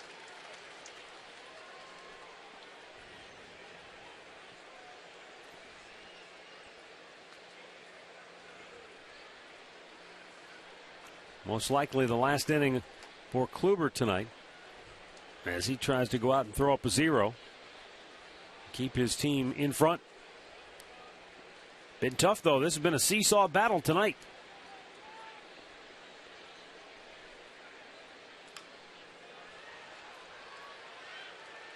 Dickerson has it, 1 away. Hey, join Nick Swisher and his teammates Monday, July 28th for the Mission Swisher Celebrity Scavenger Hunt. You and 8 friends can partner up with one of our celebrities to search for the grand prize. The scavenger hunt is from 4 to 6. Followed by a silent auction, food and drinks. All proceeds benefit the Swisher Family Foundation. The event is almost sold out, but you can still get tickets by calling 310-525-3755. Once they're gone, so call now. Upstairs with a fastball to Lurie Garcia, who drove in a run in the 2nd inning, scored in the 4th.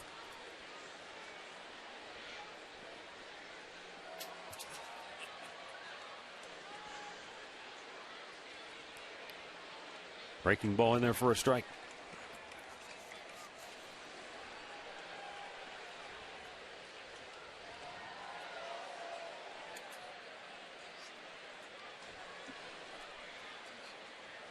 Upstairs, 2-1. Mark Zipchinski, left-hander, getting up alongside right-hander John Axford.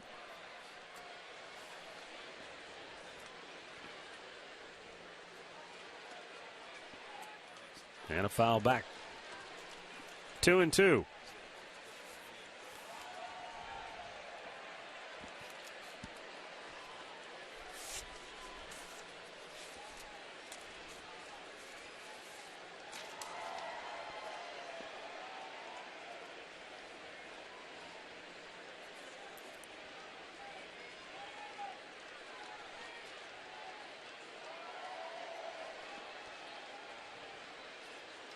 And a breaking ball, he's able to lay off full count.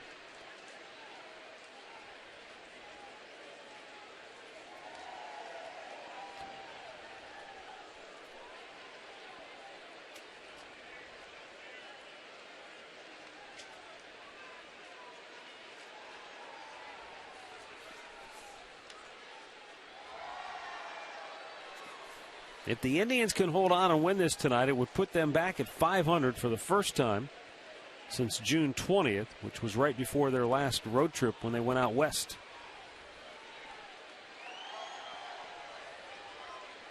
3-2.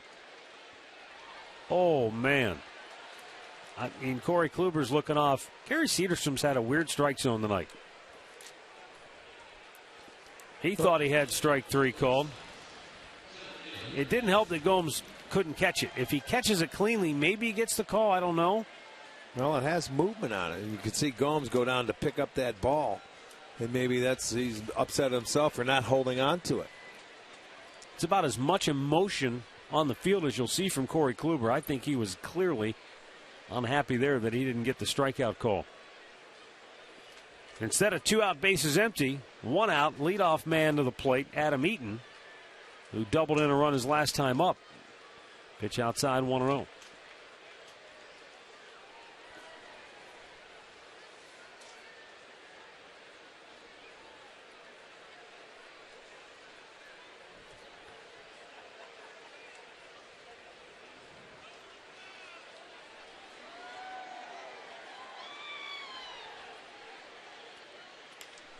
That foul. 1-1. Well, Kluber's got to get down and then give it all he's got for this inning because it'll be his last. They turned it over. They gave him the lead.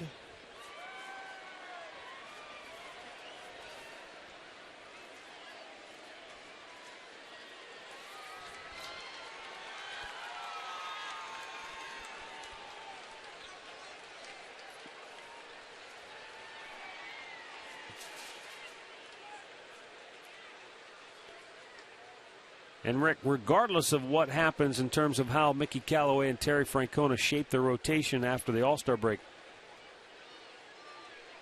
Corey Kluber, at a minimum, will have 6 days rest. Well, he'll start the first game coming out now that he's not in the All-Star. Yeah, in the All-Star game, no question. He'll start the first one. Probably see Trevor Bauer in that second one, I would think, to follow. What do we got? We've got Friday, doubleheader Saturday. So, they get to call up another pitcher. So, with the house going down, who knows? McAllister's up. What's going to happen to him after Saturday? They have a lot of moves that they could make. Danny Salazar could be one of the guys. Salazar could be a guy, right. House could come back up. So, they have moves being made. But one thing, this guy will start the first game back. 100th pitch of the night. And Eaton fouls it off.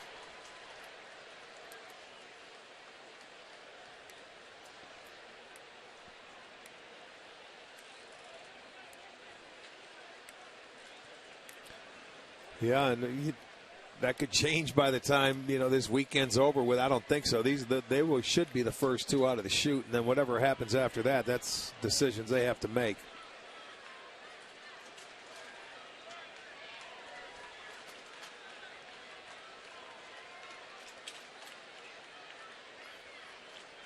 The 1-2.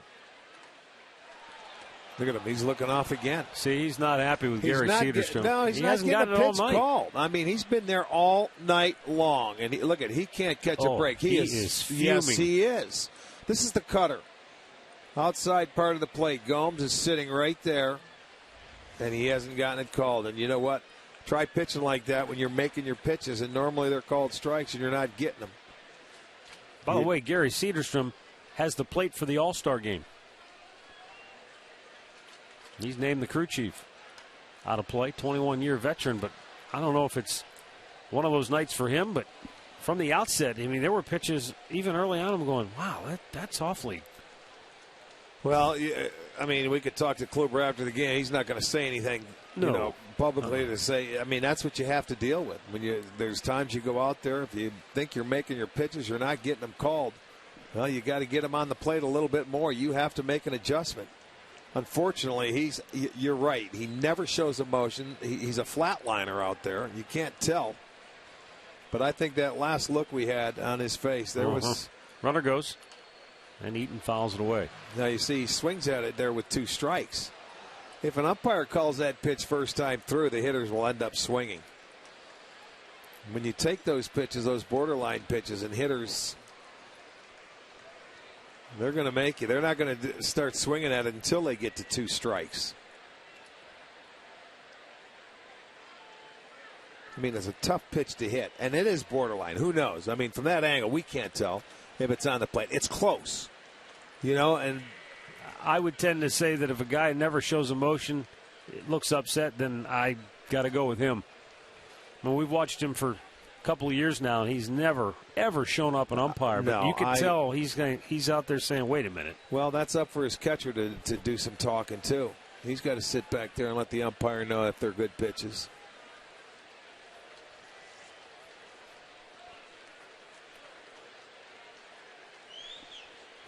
Runner goes 2-2. Another foul ball by Eaton. No, they're not going to stay put, and that's the White Sox middle part of the game. I could see it, but they have Garcia who can run. He's stolen 8 out of 9. He's just starting with a 2-2 count, thinking that it's going to be maybe a slider from Kluber, which would be the pitch to steal on. Or run on, let's put it that way.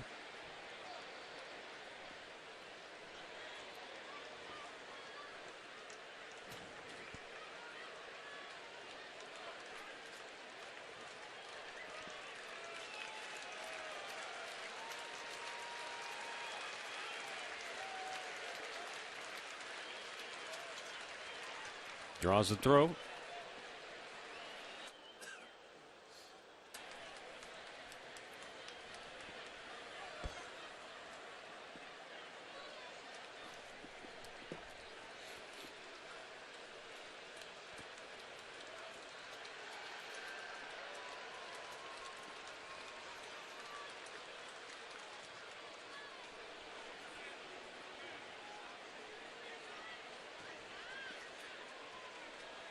I was going to say, if you're convinced he's going to go, you do have a pitch. You could pitch out. Yeah, but you don't want to pitch out and waste it and go to 3-2 and put pressure on the guy. You keep an eye on him and you have with Gomes back there, give him an opportunity. That's why they're throwing over. Maybe you get him a half a step closer. He's never pitched out this year, as that's fouled down the left side. You don't have to.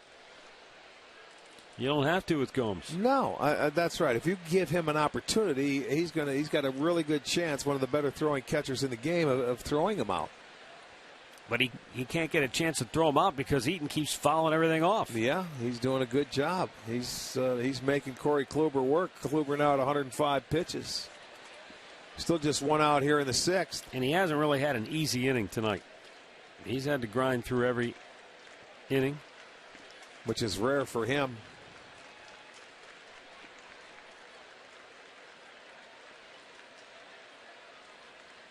This time the runner doesn't go and time was called. Well, that's what he held it a little bit longer. So as a hitter, when you do, that's the thing you do as a hitter. You don't let him hold it that long. You call timeout and you save your base runner. And that's what he did.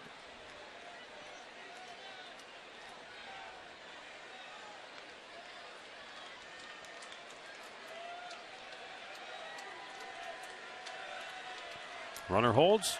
Double play ball potentially. Kipnis Nice. to Cabrera, back to first. Double play! Ends the inning. So finally the White Sox don't send Garcia, and Eaton bounces into the twin killer.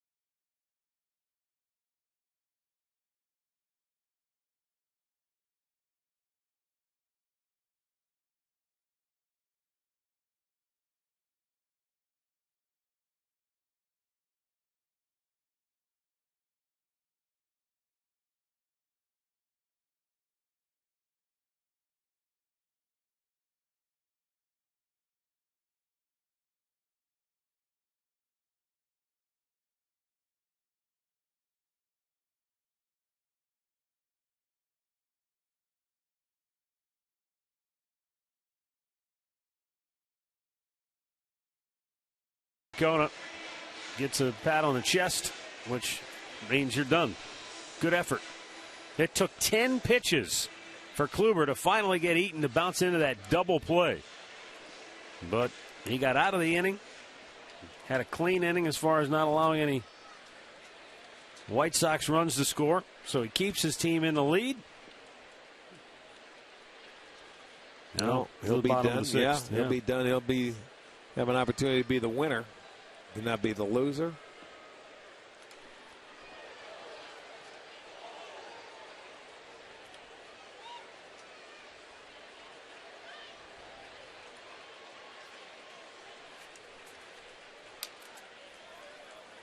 Yan Gomes has struck out and walked tonight.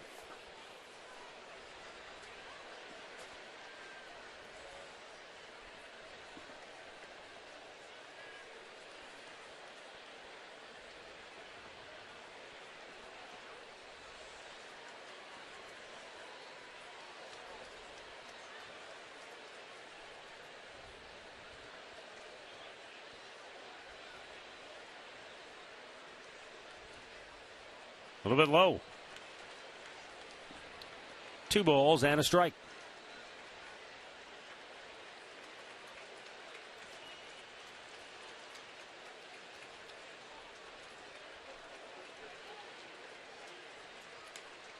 Popped up, foul ground. Abreu over near the seats. Can't get to it, though. Those are those ones that can cause a corner infielder trouble because you don't have time to get to the railing and stop. You almost have to run right into it. Yeah, and you know where those railings and things are, they're mid-thigh. You can get hurt. You see, you give up on it a lot of times.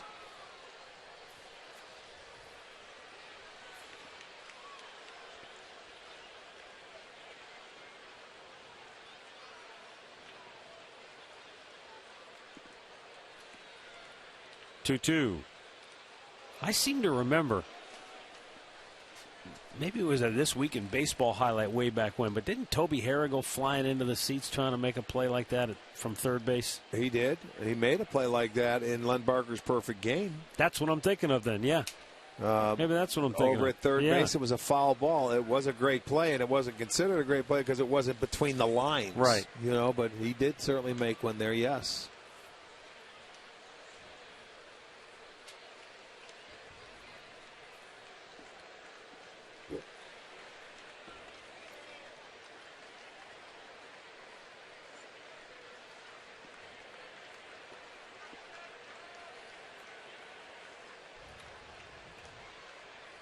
3-2 count for Gomes. Andre Rienzo delivers, and it's low ball 4. Second walk for Gomes tonight.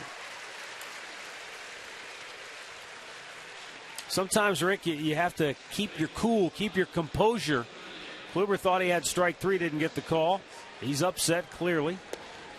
Thought he had strike 3 there, didn't get the call. Yeah, he's upset right there. But he does make his pitch and get the double play after a long at bat.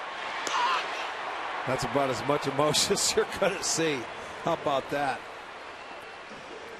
But sometimes if you get caught up into that, you don't make your pitch because you're thinking about, well, the pitch you didn't get called instead of the one you're trying to execute. You can get caught into it emotionally. I agree. Dickerson with a pretty good bunt.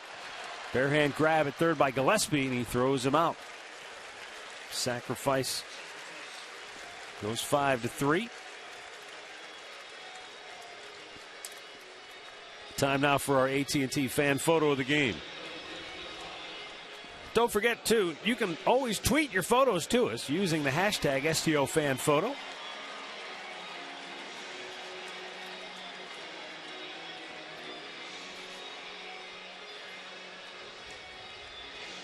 Top of the order now, Jason Kipnis.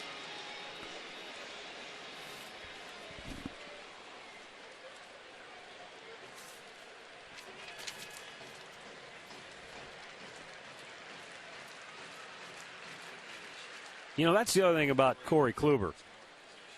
He shows that steely resolve, not a lot of emotion out there on the mound. But behind the scenes in the clubhouse, he's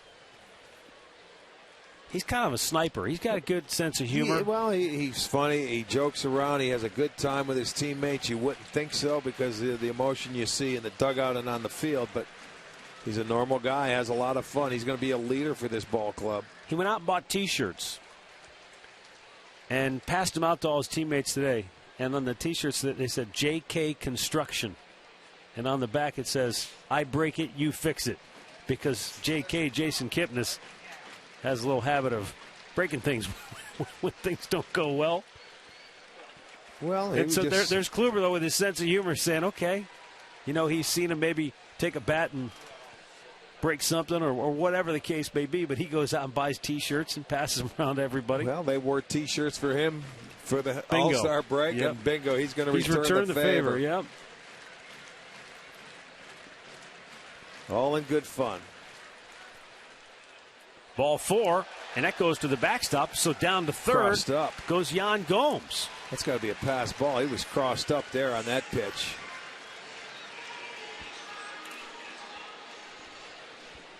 Nieto yelling something Watch, to Rienzo. He's got to go talk to him. This is a cross-up. He's waiting for the pitch to do something else. He's looking for it to go down, and it stayed up. He had to be looking for a breaking ball or an off-speed pitch. That ball takes off on him right off the top of his glove. It'll go as a pass ball to allow Gomes to get to third base. So now first and third, the Indians with a great opportunity here to add on to the 6-4 lead. Again, 2 walks in the inning. The Indians back in the 4th inning. They had 3 walks in the inning, and they mixed in a single, and they ended up getting a run, and it was a bases loaded walk to Dickerson that ended up getting that run home. Well, as Dribble Cabrera, he's had an impact on this game, and he's starting to swing the bat really well. He has 11 hits now on this homestand already. He's hit in 3 straight games, going 7 for his last 13. I want to see, I'd like to see Kipnis run if Rienzo's move is okay. I mean, if he gives you a little time to run. First and third here. I can see Ramirez talking to Nieto behind the plate right now. And a one-hop smash to second. They go to Ramirez on their Abreu, and a double play ends the inning. 6 in the books. It's the Indians 6 and the White Sox 4.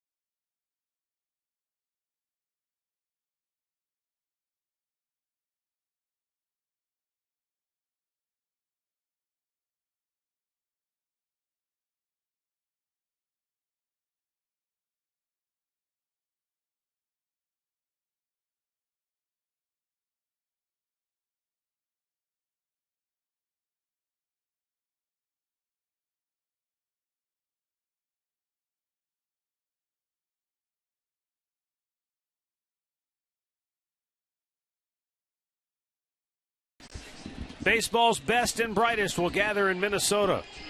Derek Jeter will take the field in his last All-Star game. Promises to be an unforgettable night. Special coverage begins at 4:30 on Fox Sports 1, followed by the 2014 All-Star Game at 7:30, only on Fox.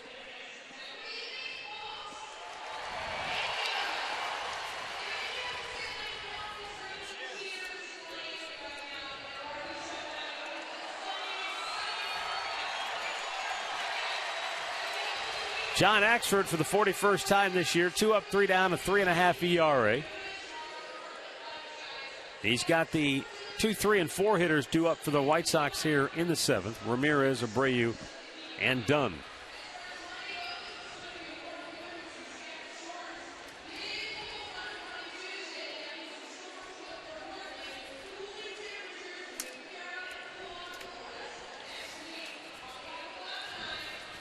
So this Indians bullpen has really done a heck of a job. In the last 12 games, they're 3-1 with an 0.88 ERA. Well, take into consideration that, like, first game against the Yankees where they had to fill 7 innings, where the starter went 2 innings and they had to keep them in the ball game, and they did just that. I mean, they've had a couple of long outings they've had to make throughout games, and they have been just great. Well, that's one big reason why the Indians have are what they are in the month of July, is because of that bullpen. According to Stats Inc., the Indians have the largest difference in ERA from their starters to their bullpen. Bullpen ERA at 2.95. That's a 1.5 lower than the starters. Yeah, that's third in the league. They're 6-3 in July, and well, I'll tell you what, that bullpen has held its own. And I'll tell you, they're going to be looking for a nice 3-day vacation, or 4 days.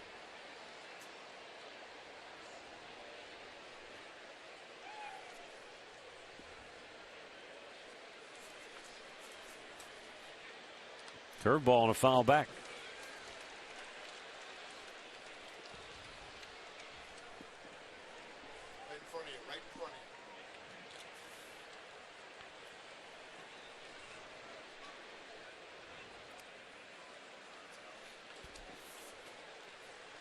Axford takes a look at the 0-2.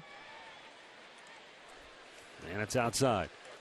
Hey, stay tuned after Indians Live tonight for a special simulcast of Fox Sports Live here on Sports Time Ohio, and you'll hear all the latest on the return of LeBron James to the Cleveland Cavaliers.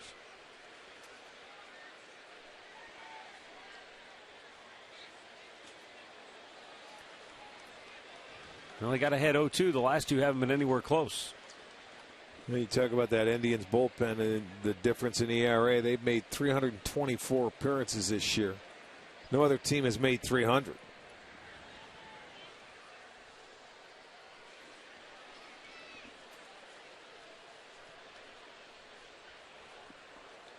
Well, that'll be an interesting storyline after the All-Star break as we go down the stretch here. Slowly chopped to second. Kipnis has to unload in a hurry. And he gets Ramirez for out number 1. Can this bullpen continue to carry the load? I mean, it would seem that you're asking a lot. You're taxing them. But sometimes the old theory of rust out before you wear out.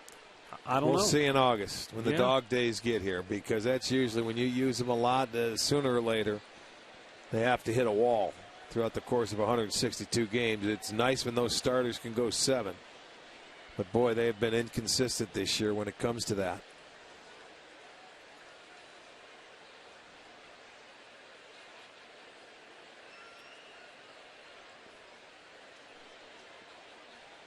Swung out and missed. Jose Abreu 1 for 3 on the night with a single.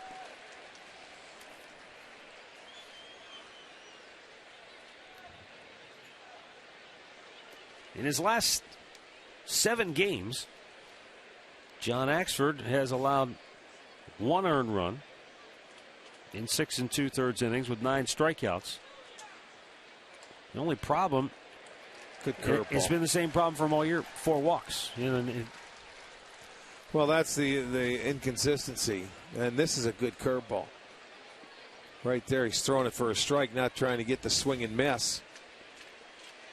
He has good stuff. Nobody can deny that. It's always about trying to throw strikes and commanding the baseball for Axford. I think it always has been. A little bit off the plate. Well, yeah, I mean, he's consistently been able to throw his fastball at 95 miles an hour. Got a good breaking ball. I mean, you go with those two pitches. He has a slider and a changeup too, but you never throw them. Threw it that time and strikes him out. 2 down.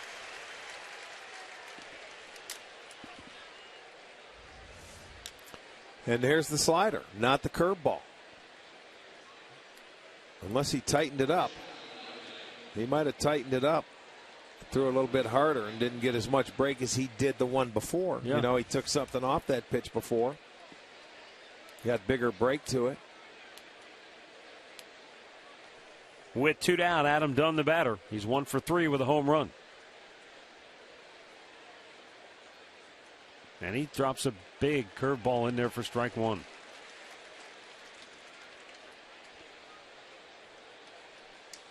Yeah, Adam Dunn gave the White Sox the lead again in the 5th inning after the Indians tied it up in the 4th. And then the Indians came right back and responded with a 3-spot. Fastball, bullseye. 96 miles an hour. You know, when you start a hitter off with a curveball, strike 1, and then you see him, they're almost looking for that thing again. And then he just threw the fastball right by him, so he's looked at 2. 2-strike pitch. Fastball.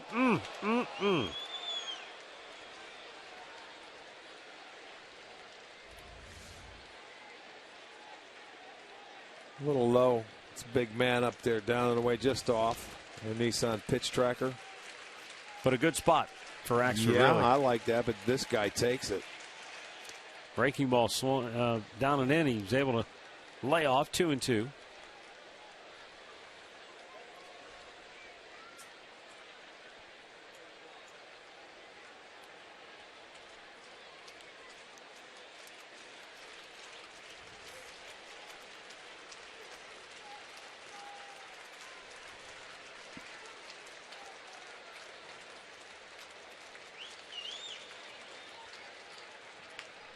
Fastball weakly bounced toward first base. Santana tags the bag, and the White Sox go 1-2-3 for the first time tonight. Time now for the 7th inning stretch, brought to you by Spitzer Auto World. Life is hard. Buying a car shouldn't be.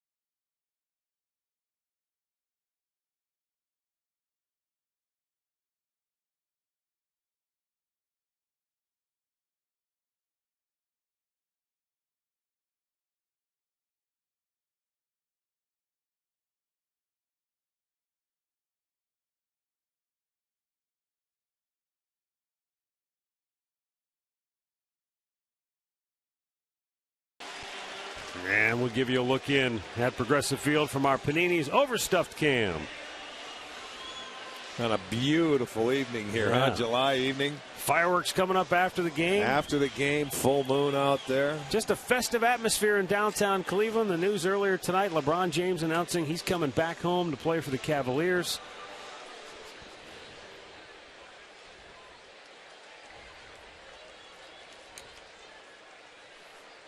Michael Brantley taking, and a breaking ball in for a strike. He's 0 for 3 on the night.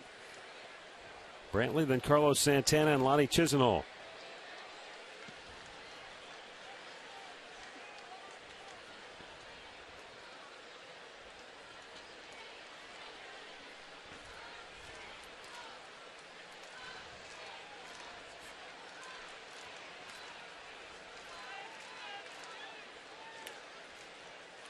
Right back up the middle, and it's through. Brantley just keeps on hitting. An 8-game hitting streak now for the Tribe's All-Star center fielder.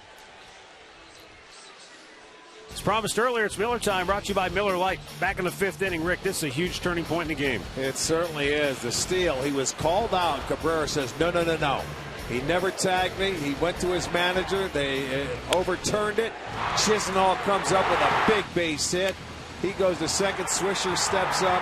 2-run home run. That was the 3 runs after the overturned call. How big was that for the Indians?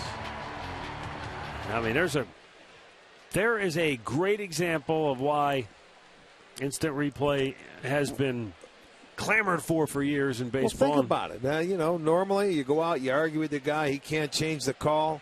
You get nothing in that inning, and you leave that game, you're down a run, 5-4 or 4-3. Yeah, you get it right, and you see what happens. I mean, that's not going to happen like that all the time, but boy, that was the turning point in this game. Just as last night, we had a similar situation on a ball that Roberto Perez hit off the top of the wall. I thought it was a home run originally, but the umpire said no, it's off the top. Went back and looked, and they found an angle that showed it. It hit over the fence. It hit the railing and came back. Well, so instead of a double, it's a home run. You've got that Superman vision.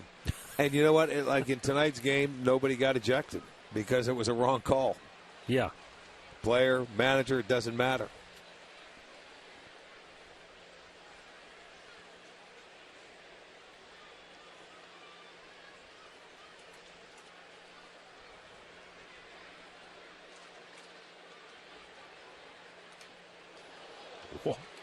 Santana had about as vicious a cut as you will see, but he couldn't square it up.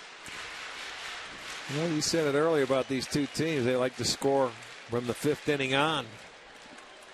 So you never feel comfortable. You always want to add on. Middle part of the ball game, if the Indians can, please do. They have an opportunity with their leadoff man aboard.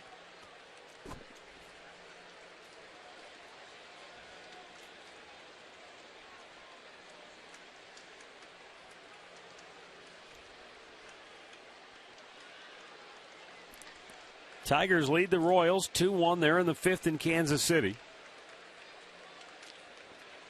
Here it's 6-4 Cleveland in the 7th.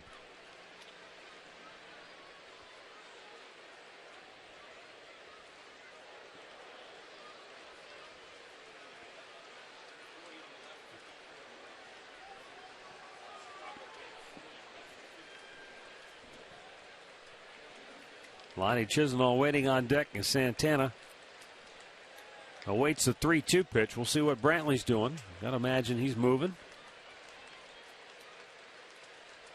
And he draws a throw. Michael with 10 steals this year.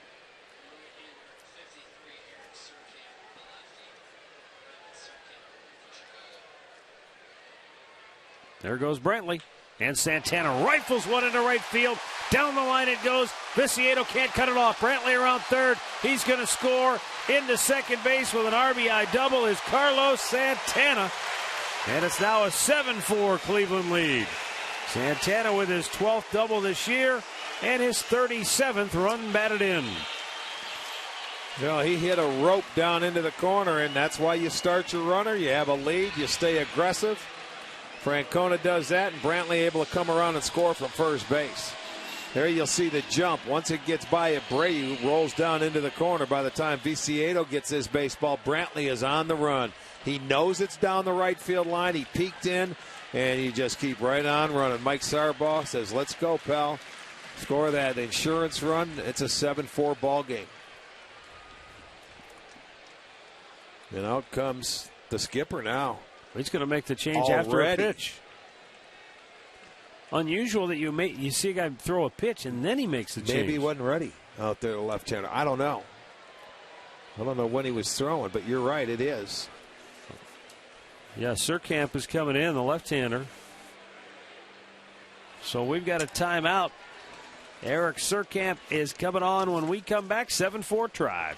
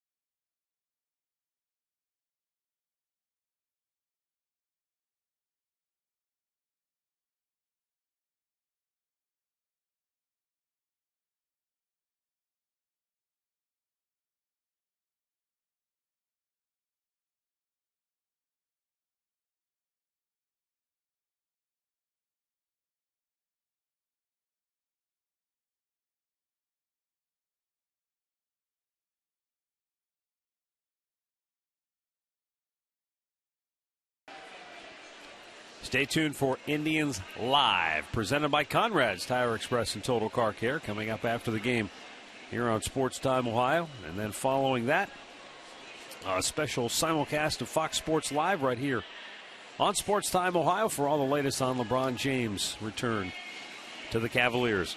Eric Surkamp, left-hander, on for the 9th time this year.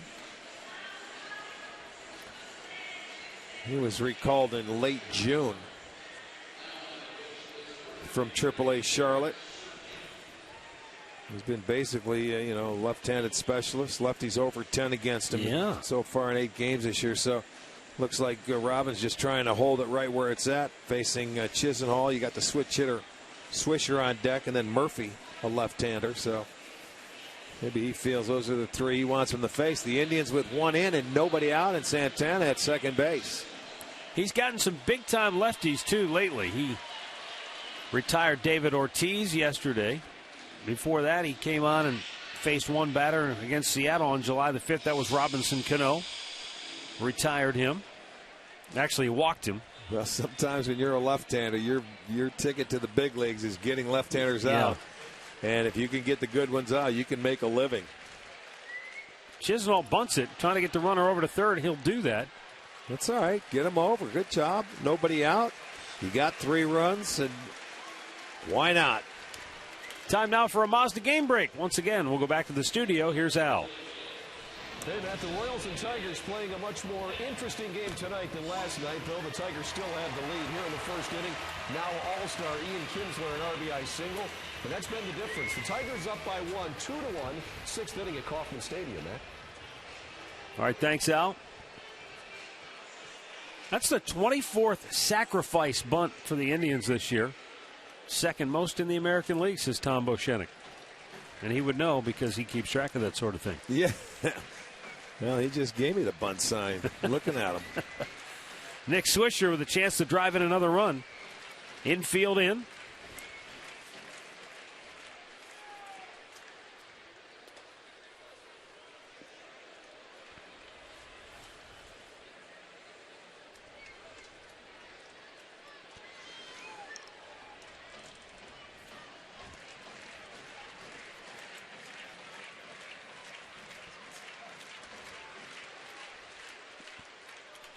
Bouncing ball to second. It kicks away from Garcia, but Ramirez was smartly there to grab it.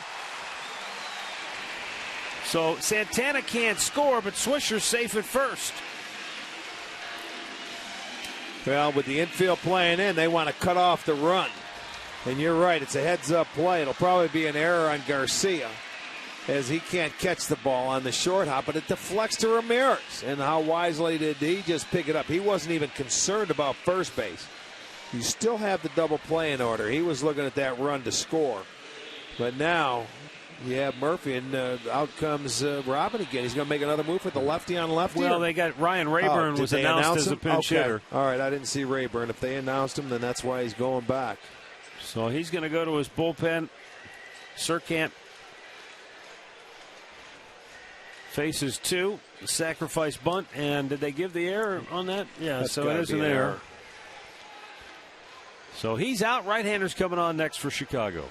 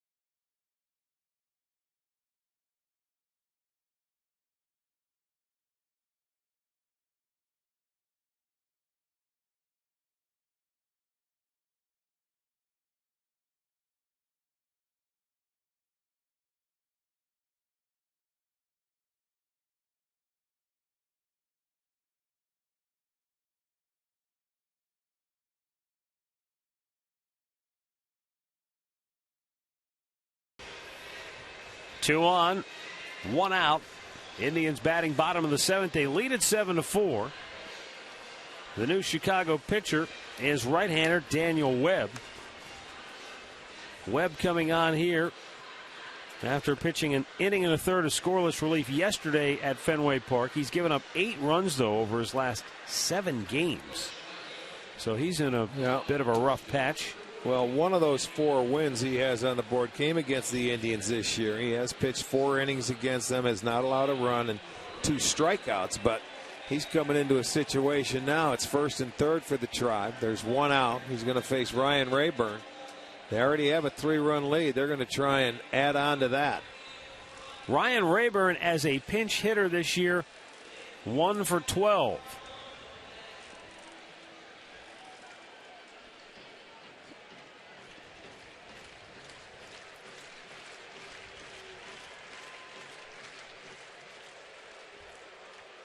The runner at third base, Carlos Santana, is the responsibility of Andre Rienzo. The runner at first base belongs to Eric Surkamp, but he reached on an error. And now Webb delivers to Rayburn. And that's called a strike.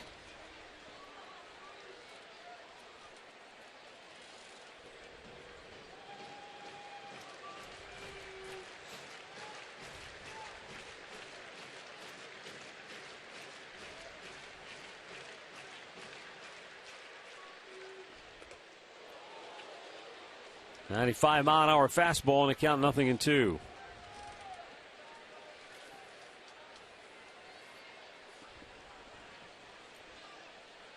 Well, for Ryan Rayburn, this is the favorite team he's ever faced. He loves the hitting against the White Sox, and he has in his career, has the most RBIs against them. Had a pitch to hit right there. This is an example, though. I was talking to Jason Giambi earlier, and he said, people have asked him all the time, how come power numbers are down? How come big home runs are down? Offense is down in general. He said, have you seen the radar guns lately? He said every team's got 5 or 6 guys they're bringing out of their bullpen throwing 95, 96 miles an hour, and here's Daniel Webb doing that same thing with a nasty breaking ball. He said it's getting tougher on the offenses because of the way the game has become so specialized now from the 6th inning on. Yeah, and we sit up here and say, well, he had a pitch to hit, but it's at 95, and you foul it off. So, he throws an excellent slider after he followed up a high fastball. Changed the eye level, and he got Rayburn to chase it. So that's out number 2, and Webb's got a chance to get out of the inning with not allowing any more damage. Well, the Indians have done a lot of damage with 2 outs here tonight. The White Sox 0 for 6 and 2 out opportunities.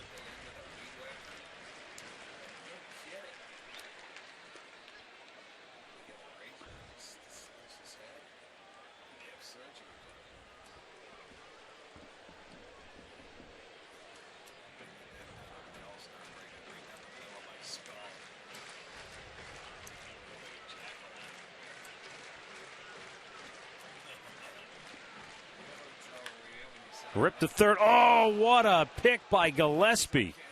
And he throws out Gomes to end the inning. Nice play at the hot corner by Gillespie. But Carlos Santana blistered one into the right field corner to add a run. 7-4 Tribe.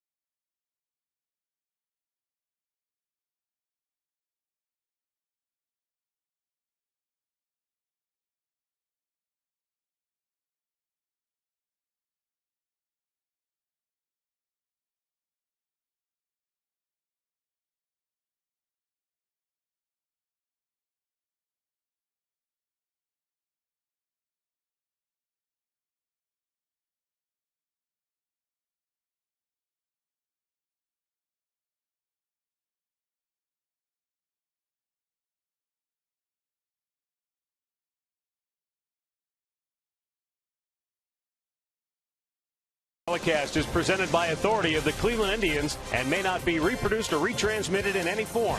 And the accounts and descriptions of this game may not be disseminated without the express written consent of the Cleveland Indians.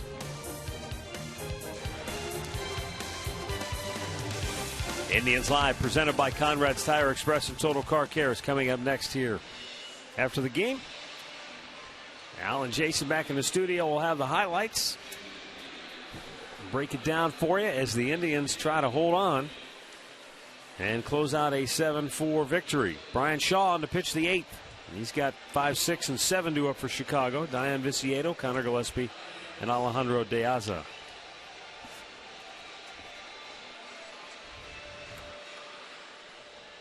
Ryan Rayburn staying in the game. Defensively now he's in right field.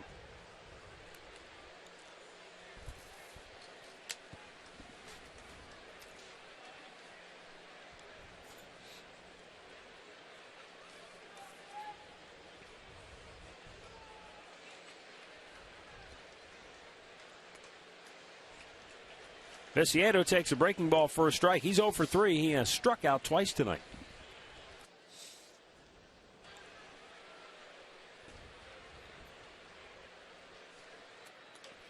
Pop back, and that's out of play.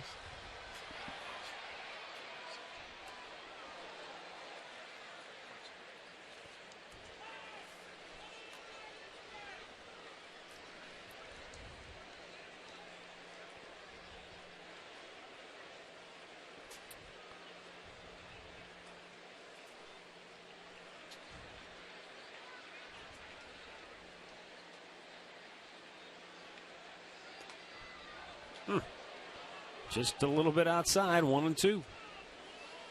Shaw's got a good slider. He can take a lot off. That was tried to hit that dart on the outside corner, 94-mile-an-hour heater. There's the pitch I was talking about. Just held on to it a little too long. That's the tough one after you throw that good fastball and you just miss. You slow it down and they have a tendency to get out in front and they start their swing and can't hold up.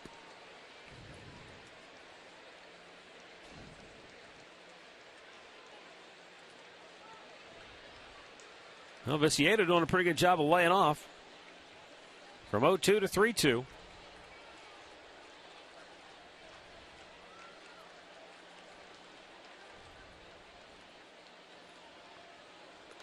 Whoa. Just reared back and threw it by him.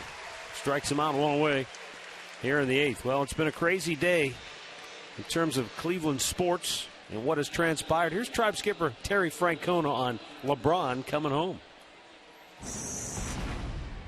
And first and foremost is what we're doing here with the Indians. That's my job. But as far as being a person, I'm thrilled because it's going to bring a lot of happiness, a lot of joy to basketball fans. I think it's good for the city. It'll bring in revenue and extra excitement into the downtown area, and so I think it's awesome. Jerry's a big basketball fan too. He's got season tickets back home in Tucson. He goes to watch the University of Arizona, sits right behind the bench. So yeah, he's obviously baseball is his livelihood and it's his profession. It encompasses most of his life. But when the season's over, he's a fan too. Yeah, exactly. And you know what? Why wouldn't you want the best basketball player in the world coming to your team? You got to be crazy if you don't. Yeah, Terry was saying, he goes, yeah, I might schedule a few more trips back to Cleveland during the offseason now. Or schedule them when they're at home. Yeah, when you're coming in, tie in your business with a little pleasure. Why not? It may not be December and January when it's snowing, though, I'll tell you that, when he's down in Tucson. Shattered bat. Ball gets to Kipnis before the bat, thankfully. Santana able to keep his foot on the bag, and that's out number 2. That's a rare one in that the ball and the bat were going on about the same clip towards Kipnis, but the bat finally got held up. Yeah, good thing. Maybe the pine tar stopped it on the grass. Watch, it does. It comes to a halt. There it is. We haven't seen that as much, as we have in the past. With the bats, I know they're harder now. They're not exploding like they once did.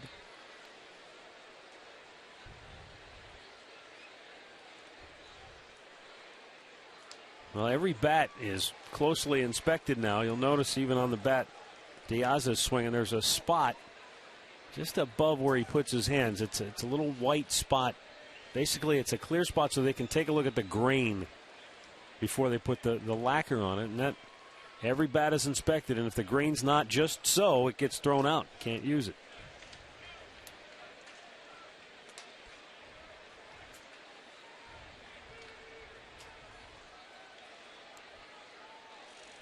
There's that spot. You'll notice it hard to locate it when he's wheeling it around. Saw the spot on our bats like that. I think we always got the ones they threw out. The 1-1 pitch, swing, and a foul back.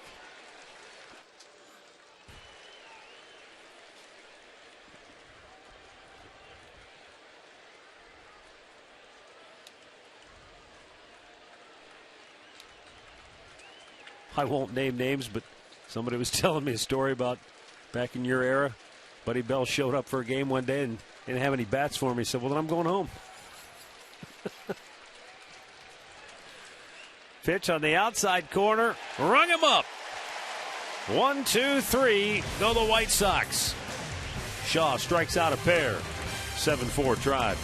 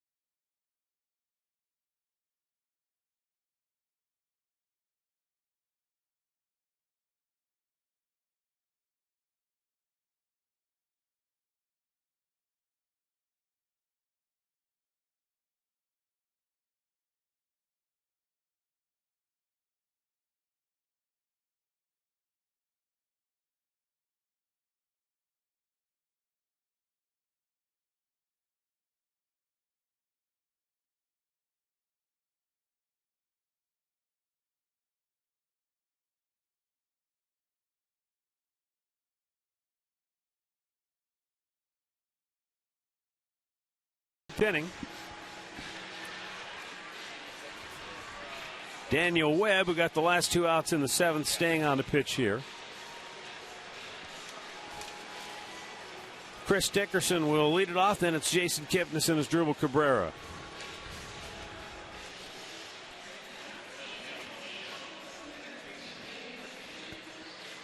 Chicago came into tonight having beaten the Indians 4 straight times. And they jumped out early. Had a 2-0 lead. But the Indians tied it on a 2-run homer by David Murphy. Chicago went back in front on an RBI double by Adam Eaton in the 4th. Then on the bottom of the 4th, bases loaded walk to Chris Dickerson. Tied the game at 3. Then in the 5th inning, Chicago went back ahead again on a solo homer by Adam Dunn. They led it 4-3, but in the bottom of the 5th, 2-out RBI single by Lonnie Chisenhall, 2-out 2-run homer by Nick Swisher, and the Indians have not trailed since. That was after a review that kept the inning going. Would have ended the inning without it. I mean, yeah, let's not forget that. They certainly took advantage of it. It's not like you're getting an extra out, but boy, you know, the inning was over until they got the call right.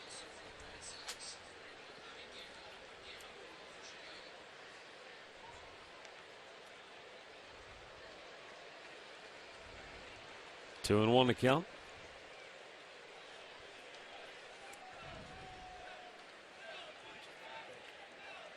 Dickerson, a bases loaded walk in the 4th, and a sacrifice bunt his last time up, so officially 0 for 1 on the night. And he lines one up the middle. Boy, this guy's been impressive. How well he has swung the bat. Well, when you're down in AAA, you get an opportunity to come to the big leagues. You make the most of it, and certainly Dickerson has done that to this point. Yeah, Dickerson has 8 hits in 17 official at-bats. That'll keep your name in the lineup. Yeah. Jason Kipnis now 0 for 3 with a walk.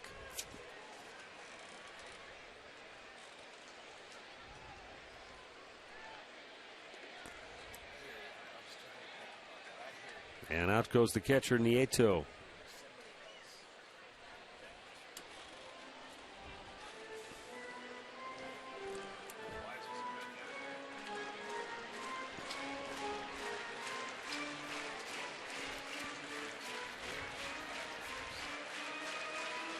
Remember, tomorrow, 3 o'clock, Indians White Sox right here on Sports Time Ohio. Alan Jason will get you started with Indians Live at 2:30. And then Rick and I will have the play-by-play starting at 3 Eastern Time right here on Sports Time Ohio. Yeah, a little different start time.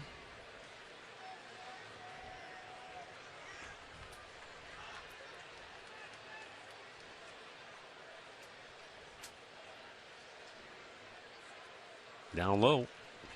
2 balls and a strike.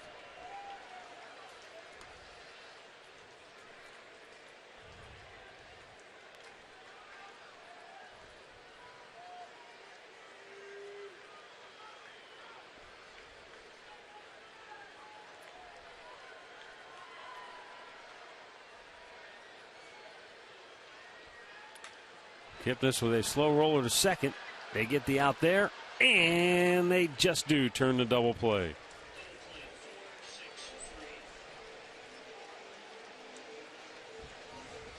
In-game box score brought to you by Hyundai.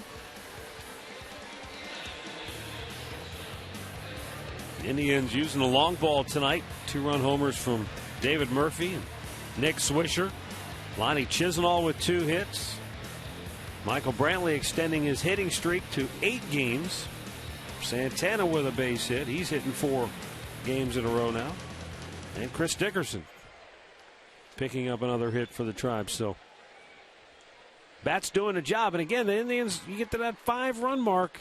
Boy, it has been a huge advantage for them when they're able to get at least 5 on the board. 32-5 this year. Well, you like it. 6 guys have scored runs on this team, out of there. Here's a little talk going on. The veteran.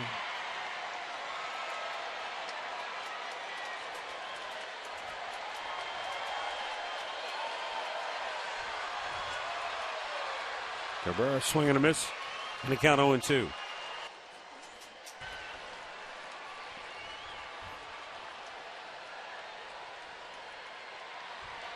Yeah, Jason said earlier today, said, all things considered, we've given away a couple of games that we should have won, but he said, we're in a pretty good spot, all things considered, with the ups and downs and the inconsistencies.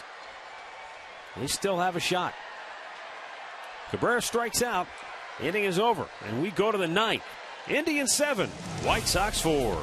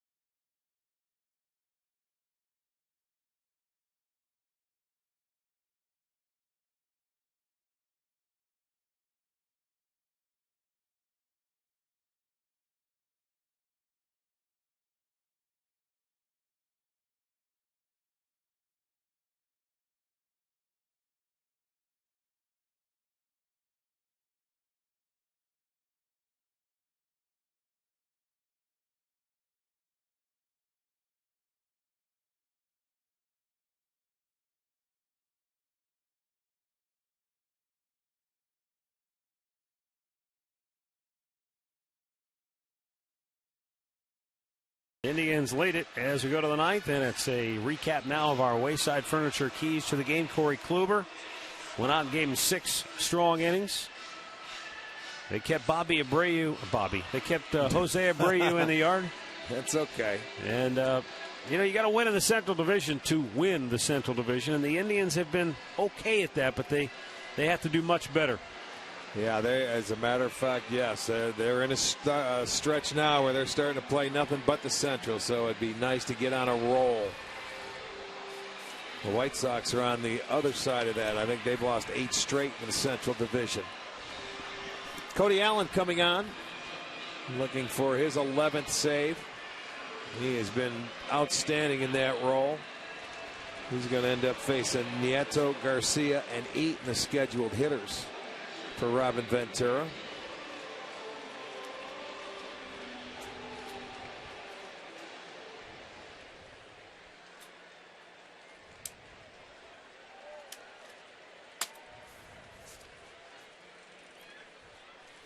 Well, you never know exactly how the schedule is going to play out year to year, but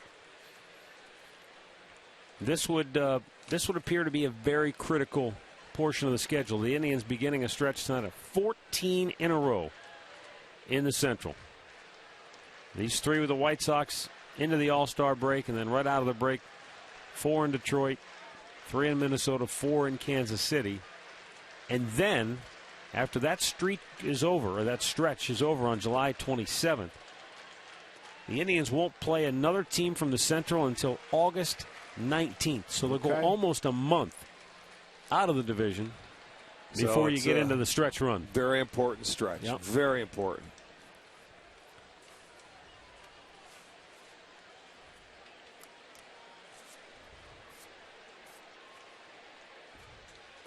Swing and a miss. It's 1-2.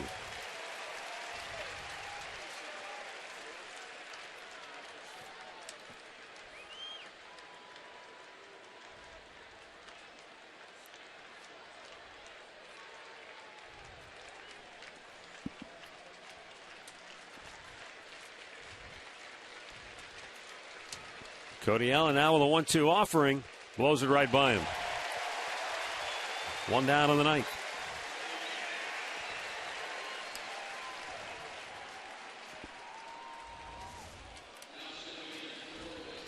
Now there you get a good look at a high fastball. Coming in at about 95 miles per hour from Cody Allen. He swings through it.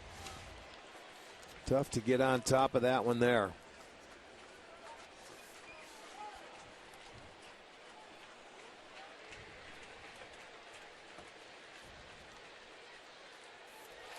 Throw it right by him.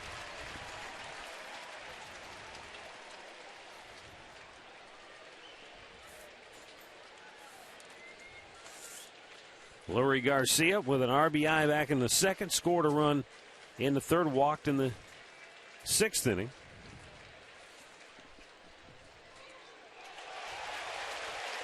And it is just Cody Allen rearing back and saying, here it is. Mano y mano.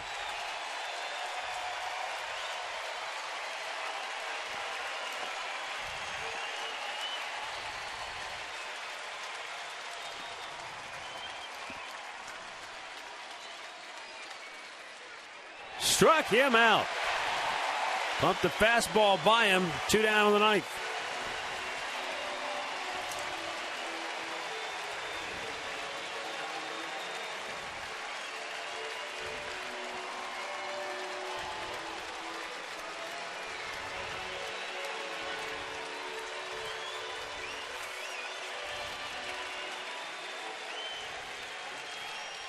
Cody Allen 1 out away from nailing it down now.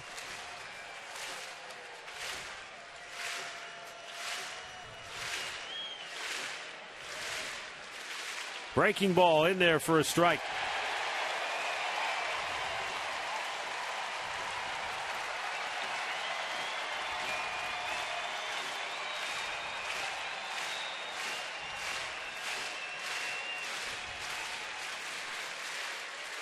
Went to the same pitch, almost the same location, but just missing, and it's 1-1.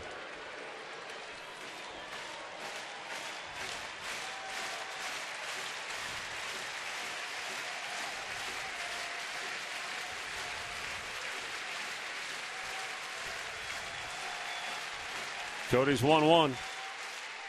Pop back. And now the White Sox are down to their last strike. Cody not messing around. 8 out of his 10 pitches are strikes, just pounding the strike zone.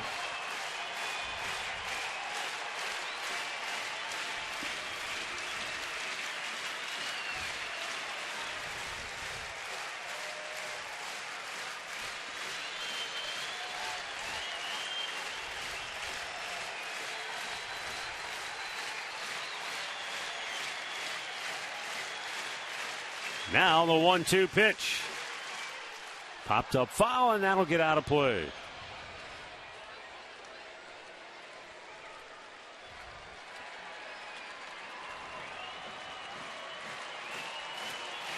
Last 12 games, Cody Allen, 12 2/3 innings, 16 strikeouts, 1 run allowed.